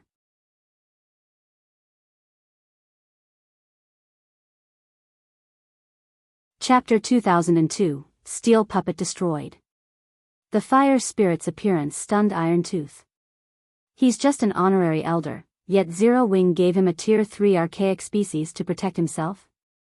Both surprise and envy overcame Iron Tooth as he stared at the flame dragon before him. He had never even heard of a tool that could summon a Tier 3 archaic species. A Tier 3 summoning scroll was already enough to cause a fight between the various major powers. Despite Sin Realm's success in the Purple Thorns Kingdom, the guild had only collected 8 Tier 3 summoning scrolls, and every one was reserved as a final trump card. The guild didn't even allow their players access to these scrolls while raiding a particularly important field boss. They would only be used when the guild faced annihilation. Yet, Shifeng had just summoned a Tier 3 archaic species, a creature even more powerful than those summoned with Tier 3 summoning scrolls. The guild had only allowed him to use the steel puppet because it could be used repeatedly. It only needed to be refueled with magic crystals. Had the steel puppet been a consumable item like summoning scrolls, he definitely wouldn't have been allowed to use it against Shifeng. When the other Sin Realm members saw the angry fire spirit, they couldn't help but take a step back. They didn't back away because the fire spirit was a Tier 3 archaic species, but because the dragon's aura was growing more intense, which felt painfully uncomfortable. Moreover, a radius of 30 yards around the flame dragon had transformed into a lava field due to its appearance. Players could feel the lava's scorching heat from over 100 yards away, and those with low fire resistance began to lose HP. The players around the fire spirit had no choice but to back up. Only Iron Tooth, who sat within the steel puppet, remained unaffected. Go! Kill him! Shifeng commanded, pointing at the steel puppet. Upon receiving Shifeng's command, the fire spirit roared again before extending its wings with a flap. Yifeng, do you think you can destroy my steel puppet with one Tier 3 archaic species? Iron Tooth sneered disdainfully as he watched the approaching fire spirit. He immediately controlled the steel puppet to meet the flame dragon in battle. At the end of the day, a monster was still a monster. Monsters were only capable of defeating players due to their powerful attributes. However, the steel puppet was different. Although controlling the steel puppet was a challenge, it would still exhibit greater combat standards than the average monster when driven by a refinement realm expert like Iron Tooth. In a situation where the difference in attributes meant nothing, the steel puppet could easily destroy the fire spirit. It would be akin to an expert beating up an ordinary player. The steel puppet swung 2 of its 4 sabers at the fire spirit's claws. At the same time, it swung the other 2 sabers at the fire spirit's head and neck. However, just as the 4 sabers were about to strike the flame dragon, the summoned creature altered its trajectory. Not only had it stopped the 2 sabers that aimed for its claws, but it had also diverted the blades to collide with the other pair of weapons, cleverly neutralizing the steel puppet's offensive. The flame spirit also swept its tail at its opponent, catching the steel puppet off guard with the additional attack. Pung! As the fire spirit's burning tail slammed into its target, the construct was forced to take a step back, now sporting a new burn mark. What? Irontooth's heart skipped a beat as he saw the scorched line across the steel puppet's chest. Iron Tooth had fought and defeated countless experts in God's domain. Hence, he could roughly determine an opponent's combat standards after a brief clash. After the exchange with the dragon before him, Iron Tooth was certain that its combat standards were in no way inferior to an expert player's, and not just any ordinary expert. By Irontooth's estimates, the fire spirit's combat standard should reach the late stage of the trial tower's 5th floor. It was terrifying. His combat standards while controlling the combat puppet were only on par with players that could reach the 5th floor's early stage. He barely hit the mark of an ordinary expert. Even so, he was confident of facing multiple Tier 2 Apex experts at once and coming out victorious. Yet, not only did this flame dragon have the strength and speed to rival the steel puppet, but it also had higher combat standards than the construct. Just thinking about it caused a chill to crawl down Irontooth's spine. With such power, the fire spirit would be even more frightening than a steel puppet in large-scale combat. Meanwhile, Shifeng's eyes glowed after watching the exchange. As expected of an advanced fire spirit, it already possesses such a high combat standard despite only being a Tier 3 archaic species. It's no wonder why the Tier 5 advanced fire spirit in the past had forced Tier 5 experts to run with their tails between their legs. Shifeng was ecstatic right now. Unlike an ordinary fire spirit, an advanced fire spirit's intellect wasn't constant. The more mysterious flames an advanced fire spirit devoured, the greater intellect it would possess. It would have no trouble surpassing refinement realm experts' combat standards. Including the dragon's superior basic attributes, not even apex experts of the same standard would be a match for the advanced fire spirit. Furthermore, the advanced fire spirit had a plethora of curses. Yifeng, I have to give it to you. I didn't think you would use such a precious tool to save your skin. Iron Tooth said as he glared at Shifeng. Gritting his teeth, he turned to look at his teammates and said, "We're retreating." After this last encounter, he realized what outcome awaited him if he continued this fight. While he did not mind dying here, he couldn't afford to lose the steel puppet. The fire spirit had already proven that it could damage the construct, and if this battle dragged on, there was a very high chance that the dragon before him would deplete the steel puppet's durability and turn it into a pile of scrap metal. Leaving? Shifeng smiled. Do you think I'll allow that? You couldn't stop us even if you wanted to. Iron Tooth snapped. The steel puppet's combat power was at the apex of Tier 3 due to its overwhelming strength and speed. Even a Tier 3 archaic species would struggle to catch up to it. Is that so? Shifeng retrieved the Ring of Gospel and activated World Projection. With Shifeng in the center, World Projection enveloped a 3,000-yard radius. World Projection suppressed the flow of mana within range. By doing so, it reduced players' physique and basic attributes.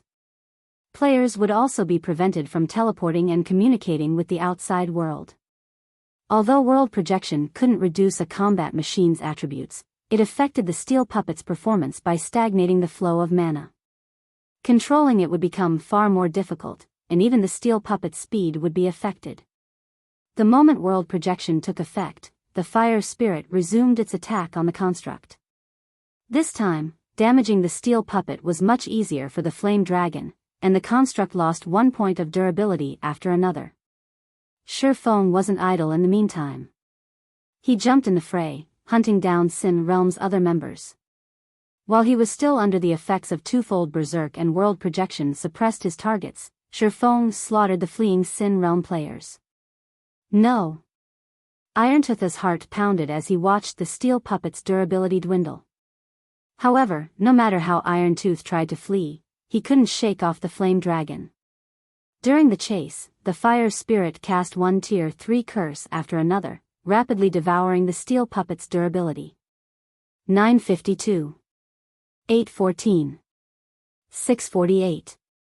Finally, before 5 minutes had passed since the fire spirit had graced the battlefield, both the steel puppet and Irontooth had been obliterated by the flame dragon's tier 3 curses.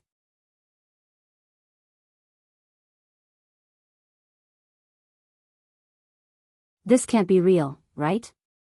Irontooth is one of Sin Realm's 7 great experts. He's the lead MT of Sin Realm's main force. How could he have died here? Hold on. There are traces of another player, but they seem to have teleported away with a return scroll or something. Did they kill Irontooth? When the crowd considered the possibility, a chill ran down their spines. Some of the players immediately posted what they had found on the Purple Thorns Kingdom's official forums, and the matter caused a sensation among the kingdom's general populace. Amazing!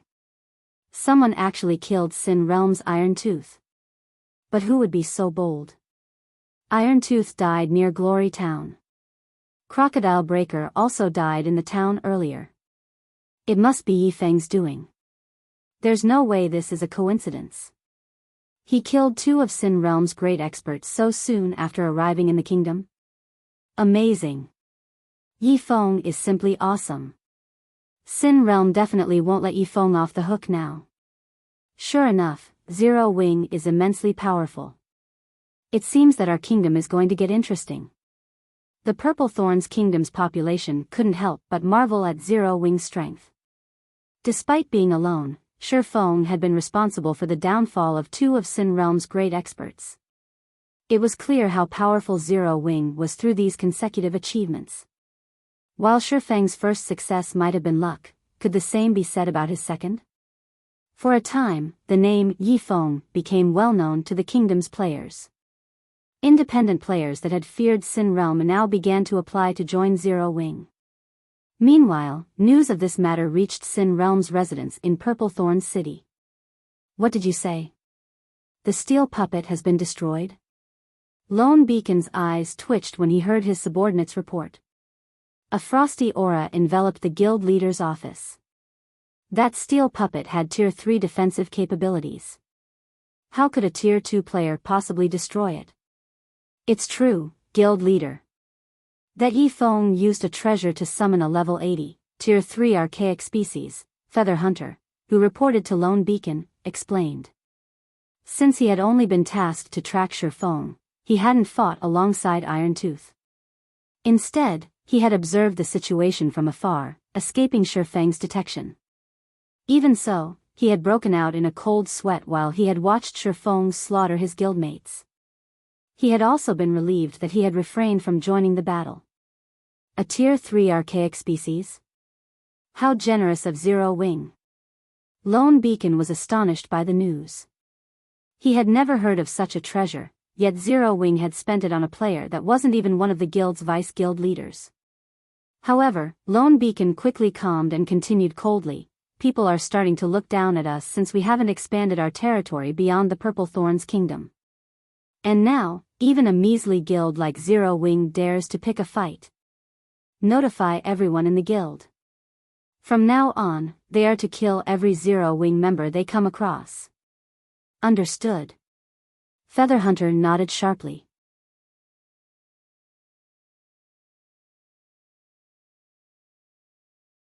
The moment Shifeng removed the magic array, an enraged roar reached him from within the cave, echoing throughout the mountain range and causing the surrounding monsters to flee. What a powerful pressure! It's no wonder why ordinary experts had refused to enter this cave in the past. Even Shifeng felt slightly uncomfortable as the pressure washed over him. Despite this, however, Shifeng didn't hesitate in the slightest as he entered the cave. Once he stepped inside, a new magic array sealed the cave entrance once more, entrapping the pressure within. The cave's interior wasn't dark, on the contrary, it was as bright as day. Various crystals that radiated a faint glow covered the cave walls, and armed gargoyles wandered the cavern. These gargoyles occasionally emerged and entered the tunnel at the other end of the cavern. Enraged Gargoyle, Elemental Creature, Lord. Level 75. HP 15,000,000/15,000,000. Gargoyle Warrior, Elemental Creature, Great Lord. Level 76. HP 40,000,000/40,000,000. Although these gargoyles were not particularly strong, they moved in groups of 3 to 5. Moreover, there wasn't much distance between each group. If players weren't careful, they might attract 2 or more groups of monsters at once. While this might not be a challenge for a group of Tier 2 players, players had to face the exploration quest alone. Meanwhile, individual Tier 2 players would struggle to defeat the Great Lord-ranked Gargoyle Warriors. It was only natural that so many peak experts in the past had failed to reach Thunder Axe City, even after reaching level 75. Following which, Shifeng threw Howling Thunder at an enraged gargoyle. Xiao! An arc of blue lightning streaked toward one of the wandering enraged gargoyles, but just as Howling Thunder was about to find its mark, the gargoyle's eyes glowed with a red light. The monster then swept its stone axe in a horizontal arc. Dang! A crisp, metallic clang echoed throughout the cavern. What fast reaction speed! Shifeng was astonished. Although his attack was relaxed, his aim had been perfect. The targeted enraged gargoyle's back had been turned towards him, as well. Normally, the attack would have even struck elite players, yet this monster had reacted in time to block it. Before Shifeng could launch another attack, the enraged gargoyle and 3 of its companions charged toward him with even higher movement speed than a Tier 2 assassin expert. What about this, then? Shifeng threw Howling Thunder again. Tier 1 throwing skill, Phantom Thorns. Suddenly, Howling Thunder split into over a dozen copies as it flew toward the 4 enraged gargoyles, accurately aimed for the gargoyles' blind spots. Dang! Dang! Dang! A series of metallic clangs echoed throughout the cavern as the enraged gargoyles blocked most of the incoming attacks, but one phantom slipped past and struck a gargoyle's rocky form. The attack forced the enraged gargoyle to stumble one step back and lose over 10,000 HP. Their combat standards are so high. Shifeng was actually surprised to see the enraged gargoyle stumble backward. Shifeng learned through this clash that these enraged gargoyles' combat standards were on par with the Trial Tower's 4th floor. They weren't far behind expert players in terms of combat standards. If an ordinary Tier 2 expert encountered 4 Lord-ranked monsters with such high combat standards, their death would be guaranteed. Only Refinement Realm experts and stronger players would have any hope against them. Now, Shifeng, more or less, understood why the past's level 75 peak experts hadn't been able to activate Thunder Axe City. If the monsters at the beginning of the quest were so tough, it was easy to imagine how challenging the monsters would be further down the tunnel. Although these 4 enraged gargoyles were impressively strong, against Shifeng, who had the attributes of a level 70 Great Lord, they were a joke. Shifeng took less than 10 minutes to eliminate all 4 gargoyles. When the enraged gargoyles died and dropped their loot, one shining item, in particular, caught Shifeng's attention.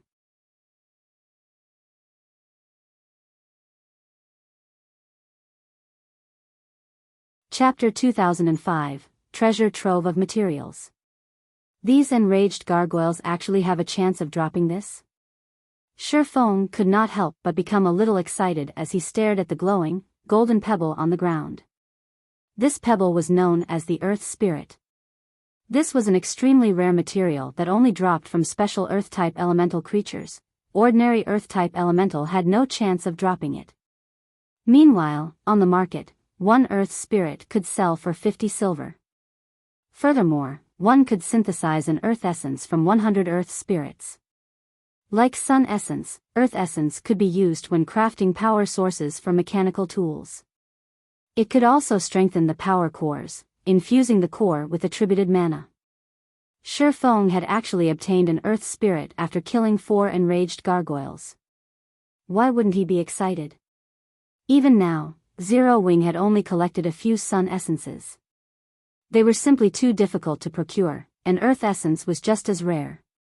When Feng turned to look at the rest of the wandering enraged gargoyles, he realized that this cavern was a true treasure trove. He then retrieved the Bible of Darkness and Fire Spirit, summoning a level 85, Tier 3 demon and the level 80 flame dragon to annihilate the enraged gargoyles. He had no intention of slowly grinding these monsters. Instead, he directed his demon to lure and gather multiple groups of these enraged gargoyles and gargoyle warriors. The enraged gargoyles were only lords, and both types of gargoyles were melee monsters. The level 85, Tier 3 demon could easily maneuver around most of their attacks. The demon had gathered every monster within the cavern and a few from the distant tunnel. There were easily over 100 gargoyles chasing the demon. So many monsters could annihilate a 1,000-man elite team without effort, and not even the level 85, Tier 3 demon would last long against the group. In fact, the demon had already lost more than a quarter of its HP by luring these monsters. If the demon hadn't had such a level advantage, these gargoyles, all of which possessed incredible combat standards, would have long since devoured it. Excellent. Attack. Feng ordered the Fire Spirit to join the fray as the Tier 3 demon ran back from the distant tunnel. When the Fire Spirit had become a level 80, Tier 3 archaic species, it had gained plenty of Tier 3 curses. The Flame Dragon alone could make up for the DPS of several Tier 3 great mages. Shortly after the demon left the tunnel, a sea of fire engulfed the area behind it. The dirt floor under the inferno melted, transforming into a field of molten lava. The moment the gargoyles entered the lava field, their movement speeds decreased by 90% as if they had stepped into a muddy swamp. They also lost over 400,000 HP per second. Joining the attack, Feng used Flame Domain, and a towering fire pillar enveloped the tunnel's entrance, catching every gargoyle within. Although his Flame Domain only dealt a little more than -200,000 damage each second, which couldn't compare to the Fire Spirit's DPS, it was still an impressive amount of damage. As the gargoyles tried to flee the lava field, the Flame Dragon cast another Tier 3 curse. A vortex of raging flames manifested in the center of the gargoyle army, pulling the monsters into the fire and preventing them from escaping the lava field. At the same time, damages exceeding -300,000 appeared above the gargoyles' heads every second, and this damage increased as time passed. Taking advantage of the opportunity, Feng and the Tier 3 demon used one AoE attack after another. Under the constant bombardment, the enraged gargoyles quickly lost all of their HP and collapsed, items appearing beside their corpses, but despite their high levels, they awarded very little EXP. By the time the gargoyles escaped the lava field, only 24 or so monsters remained of the 100+ group. Aside from 5 gargoyle warriors, the surviving monsters were enraged gargoyles with only a strand of HP remaining. Feng immediately instructed his Tier 3 demon and flame dragon to destroy the gargoyle warriors while he took care of the low HP enraged gargoyles. After another 10 minutes or so, every lured gargoyle was dead, leaving a spread of items behind. Although the dropped items were only materials, Feng was delighted by the outcome. He had gained 16 Earth Spirits from this wave, as well as various rare ores.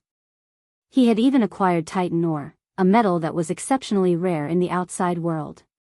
Although Titan ore was not as good as fine Titan ore, which could be smelted into fine Titan ingots directly, Feng could create fine Titan ingots with his harvest. However, he'd need 10 times as much Titan ore to do so.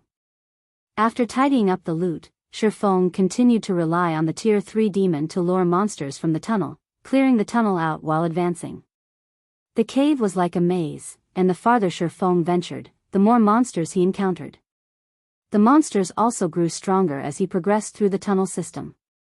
However, this strength increase wasn't in the form of basic attributes, but combat standards.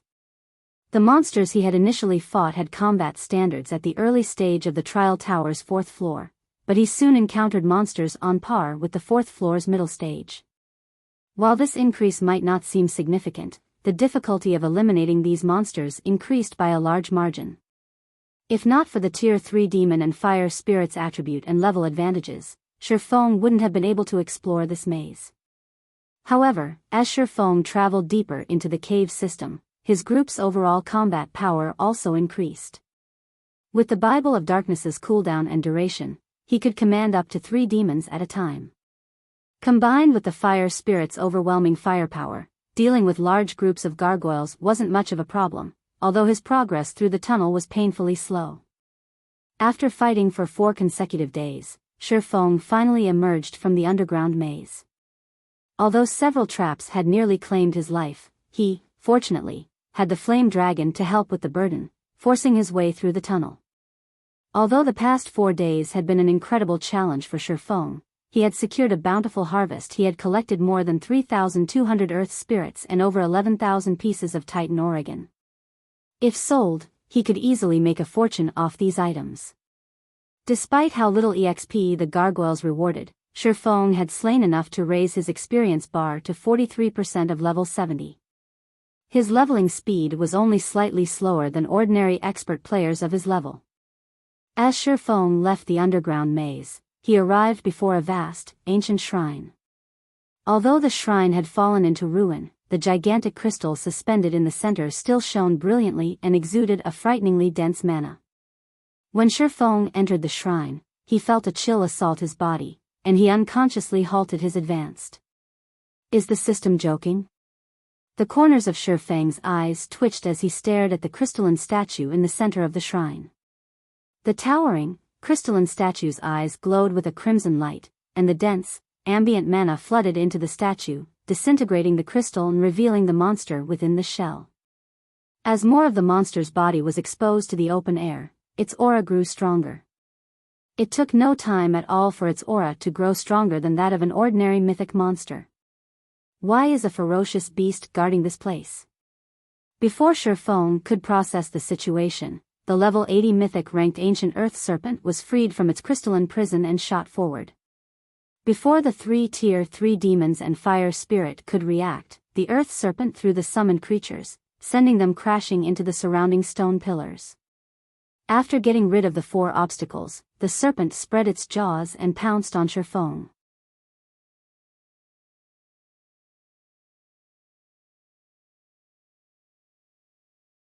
Chapter 2006, Altar. The ancient earth serpent's sudden attack caught Shifeng off guard. Moreover, it was so fast that even Tier 3 Apex experts struggled to react in time. Needless to say, responding to this attack was impossible for a level 70, Tier 2 player like Shifeng. Ancient earth serpent, ferocious beast, mythic. Level 80. HP. / It's over. Shifeng could only watch as the ancient earth serpent's massive jaws descended on him. With no other choice, he activated Absolute Domain, but even he doubted that the invulnerability skill would be useful against the earth serpent.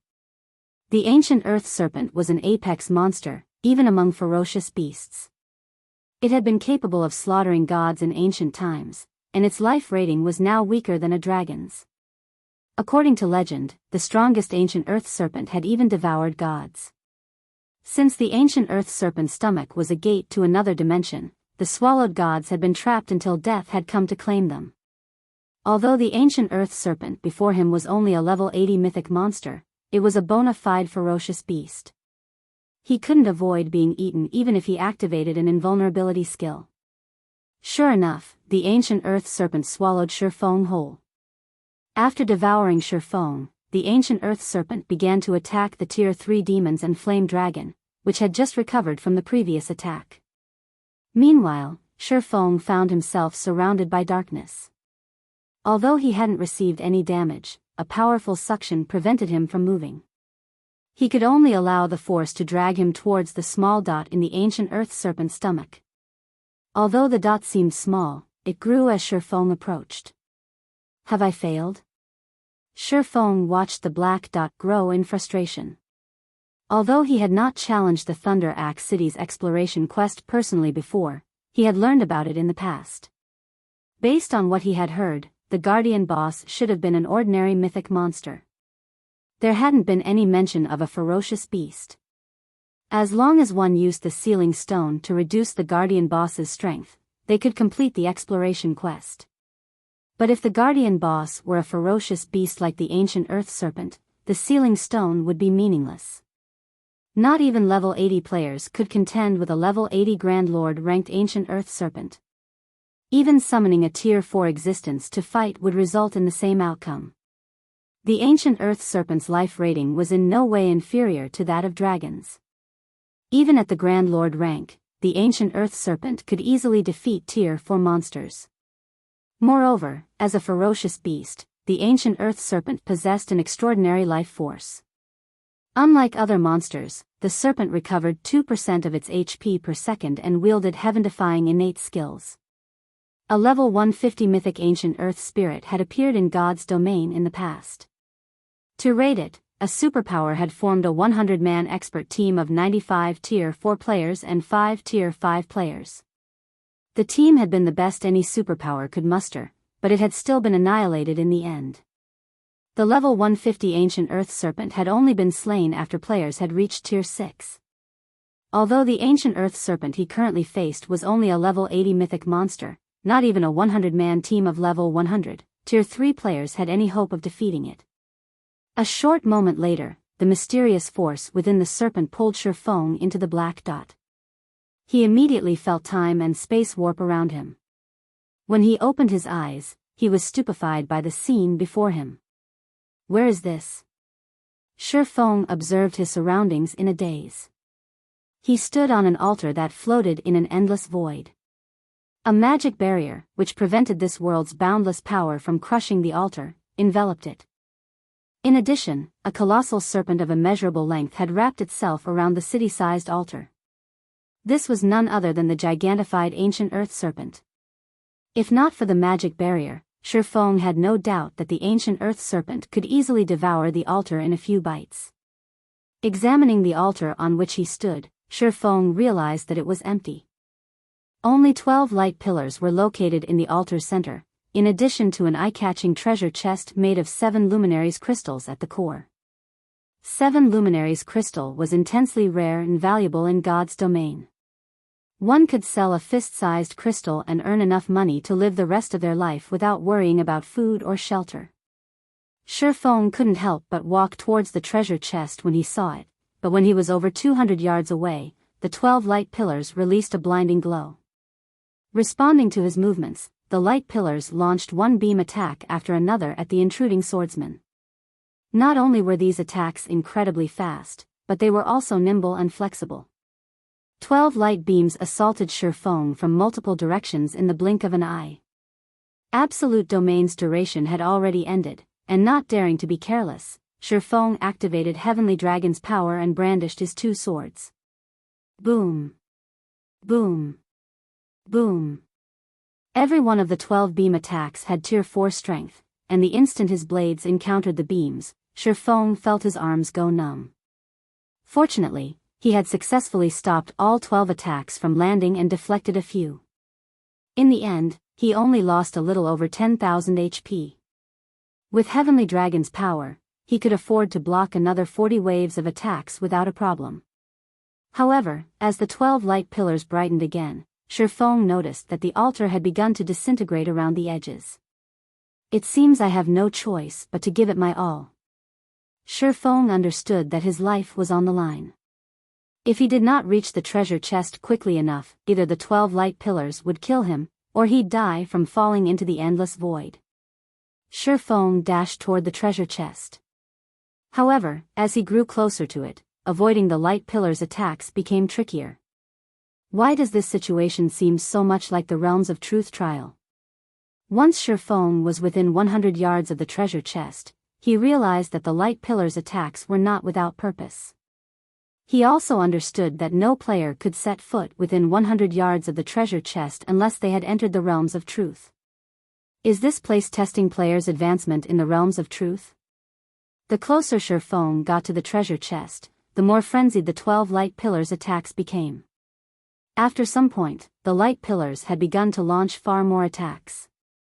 If he hadn't already reached the Ascension realm and weren't able to utilize the beam attacks to nullify others, he wouldn't have been able to advance. Faced with more frequent attacks, Shifeng executed Sword's Transmigration, the strongest combat technique in his arsenal. Although the combat technique was a massive burden on his stamina and concentration, he had no choice if he wanted to move farther. However, he continued to lose HP rapidly after executing Sword's Transmigration. Seeing this, he activated Void Shield. Once Shifeng was within 50 yards of the treasure chest, the attack's ferocity increased yet again. At this time, Void Shield's energy reserve quickly drained, and his HP began to plummet again. 80%. 60%. 30%. When only 20 yards separated him from his target, Shifeng knew that he didn't have enough HP to last as he crossed the remaining distance. He was at his limit. If attack's intensity increased any further, he would have no hope of survival. Screw it. Realizing that he couldn't get through this trial in his current state, Shifeng steeled his heart and activated Blade Awakening, the second legacy berserk skill he had learned. His basic attributes and physique skyrocketed, significantly improving his reactions. Following which, he activated Blade Dance, a legacy skill he was not adept at using. He then retrieved Netherworld Brilliance, the weapon he had ignored in his bag for so long, and used it, Killing Ray, and the Abyssal Blade to block the incoming beam attacks. As he executed Sword's Transmigration with 3 swords, the technique's defensive capabilities rose considerably. In no time at all, Shifeng arrived before the 7 luminaries' treasure chest.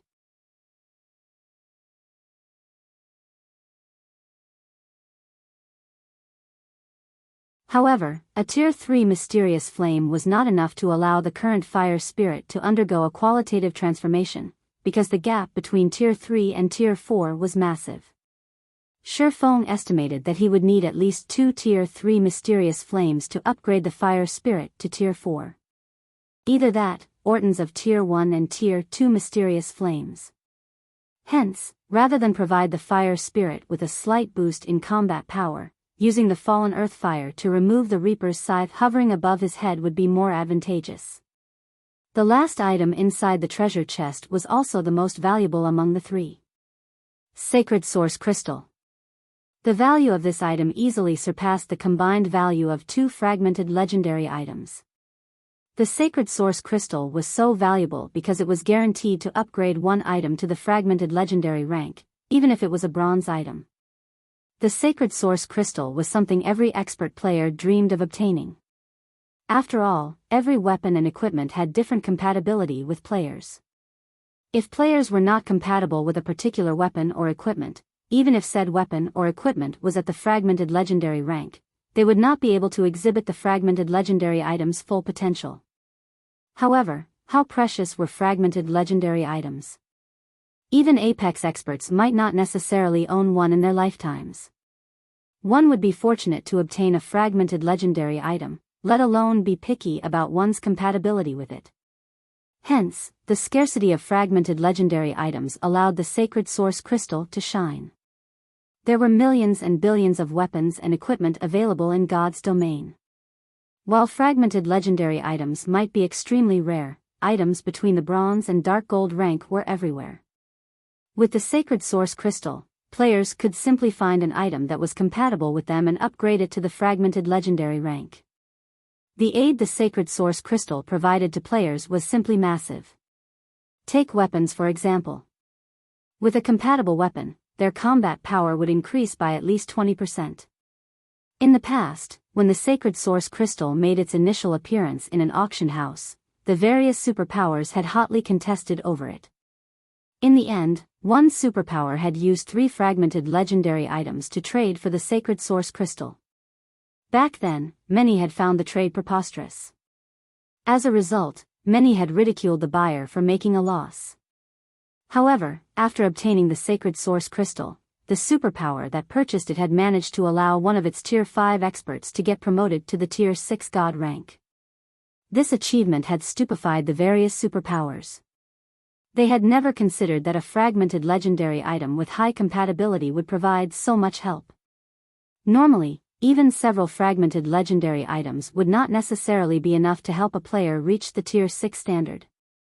As for the superpower that sold the sacred source crystal, it had nearly died of regret after finding out about this matter. After all, a Tier 6 god-ranked expert was worth far more than just 3 measly fragmented legendary items. Hence, now that a sacred source crystal had appeared before Shifeng, how could he not be ecstatic? Which item should I upgrade? Shifeng's mind started turning rapidly as he gazed at the sacred source crystal. The weapons and equipment he had on him right now were all top tier at this stage of the game. Weapons were no doubt what could increase a player's combat power the most. However, both the Abyssal Blade and Killing Ray were top-tier epic weapons that were extremely close to the fragmented legendary standard. If he chose to upgrade either of these 2 weapons, he would simply be wasting the sacred source crystal.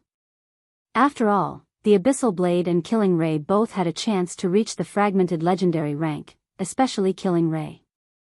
So long as he collected the remaining fragments of Solomon's sword, he would be able to synthesize a true legendary weapon.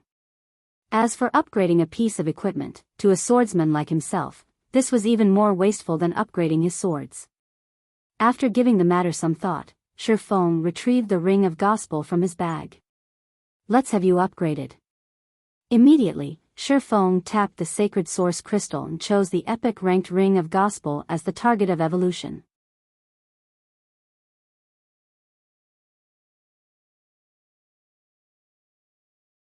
One could say that the Ring of Gospel's strength had improved from its original intermediate magic array standard to the advanced magic array standard. Moreover, Miniature World was even more powerful than the average advanced field magic array, as it was a combination of a field magic array and a barrier magic array. Only, the number of magic crystals required to operate it remained horrifying. Fortunately, he no longer needed to feed the ring 20,000 magic crystals every week. With this improvement, the Ring of Gospel would be useful in both raiding bosses and large-scale combat out in the fields. After upgrading the Ring of Gospel, Shifeng stored it and walked to the teleportation array engraved at the altar center. His body then transformed into a streak of light and disappeared from the altar. After he left, the altar crumbled rapidly and vanished into the void. By the time Shifeng opened his eyes again, he had appeared inside a grand teleportation hall. This place is Thunder Axe City? Shifeng was surprised to see the 4-meter-tall level 200 NPC soldiers inside the hall. He had expected to get teleported to outside the Icefire mountain range, not directly to Thunder Axe City. Normally, after Thunder Axe City was activated, players had to enter the city via the teleportation array in the Icefire mountain range's outer area. Meanwhile, activating the outer area's teleportation array required one to use the Rubik's Cube obtained through the exploration quest on the teleportation array. Only after arriving inside Thunder Axe City and handing the Rubik's Cube over to the Thunder Axe Giant's Great Elder would players be able to fully activate Thunder Axe City. Now that he had directly teleported to Thunder Axe City, he could save up on a lot of travel time. Just as Shifeng was about to exit the teleportation hall, he suddenly noticed a bunch of new messages from Aqua Rose and Blackie. Why are there so many messages? Did something happen? Shifeng eyed the messages with some confusion. His communication with the outside world had been severed when he entered the cave. However, when he was doing his quest inside the cave, he had logged off to rest every day. During these break periods, he would contact Aqua Rose and Blackie to get an update on the latest developments in Zero Wing and God's Domain. Before he logged into the game this evening, Aqua Rose and Blackie hadn't reported any problems. Now, after just a few hours, the two of them had sent him more than 10 messages in total. Shi Feng immediately contacted Aqua Rose. Guild leader, are you done with your quest? Aqua Rose asked. Emicham, it's mostly finished, Shi Feng replied, nodding. I received quite a few messages from both you and Blackie. Did something happen outside? The fact that he was challenging a high-ranking quest and unable to make contact with the outside world was something the guild upper echelons knew. Hence, they wouldn't contact him unless there was something extremely important. After all, his quest was very dangerous, and even the slightest mistake could result in failure. He could not afford any disturbance whatsoever. Originally, today was just like any normal day. Although our guild members have continuously clashed with the various large guilds at the Witch's Hill, there were no large-scale battles involving more than 1,000 players. However, just 3 hours ago, players capable of transforming into monsters appeared among the enemy.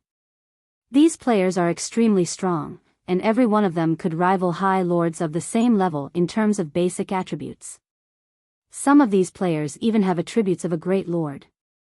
Moreover, these players are all experts, so they could slaughter even our Tier 2 experts with ease. Our guild members are no match for these people. Currently, several thousand members have already been killed.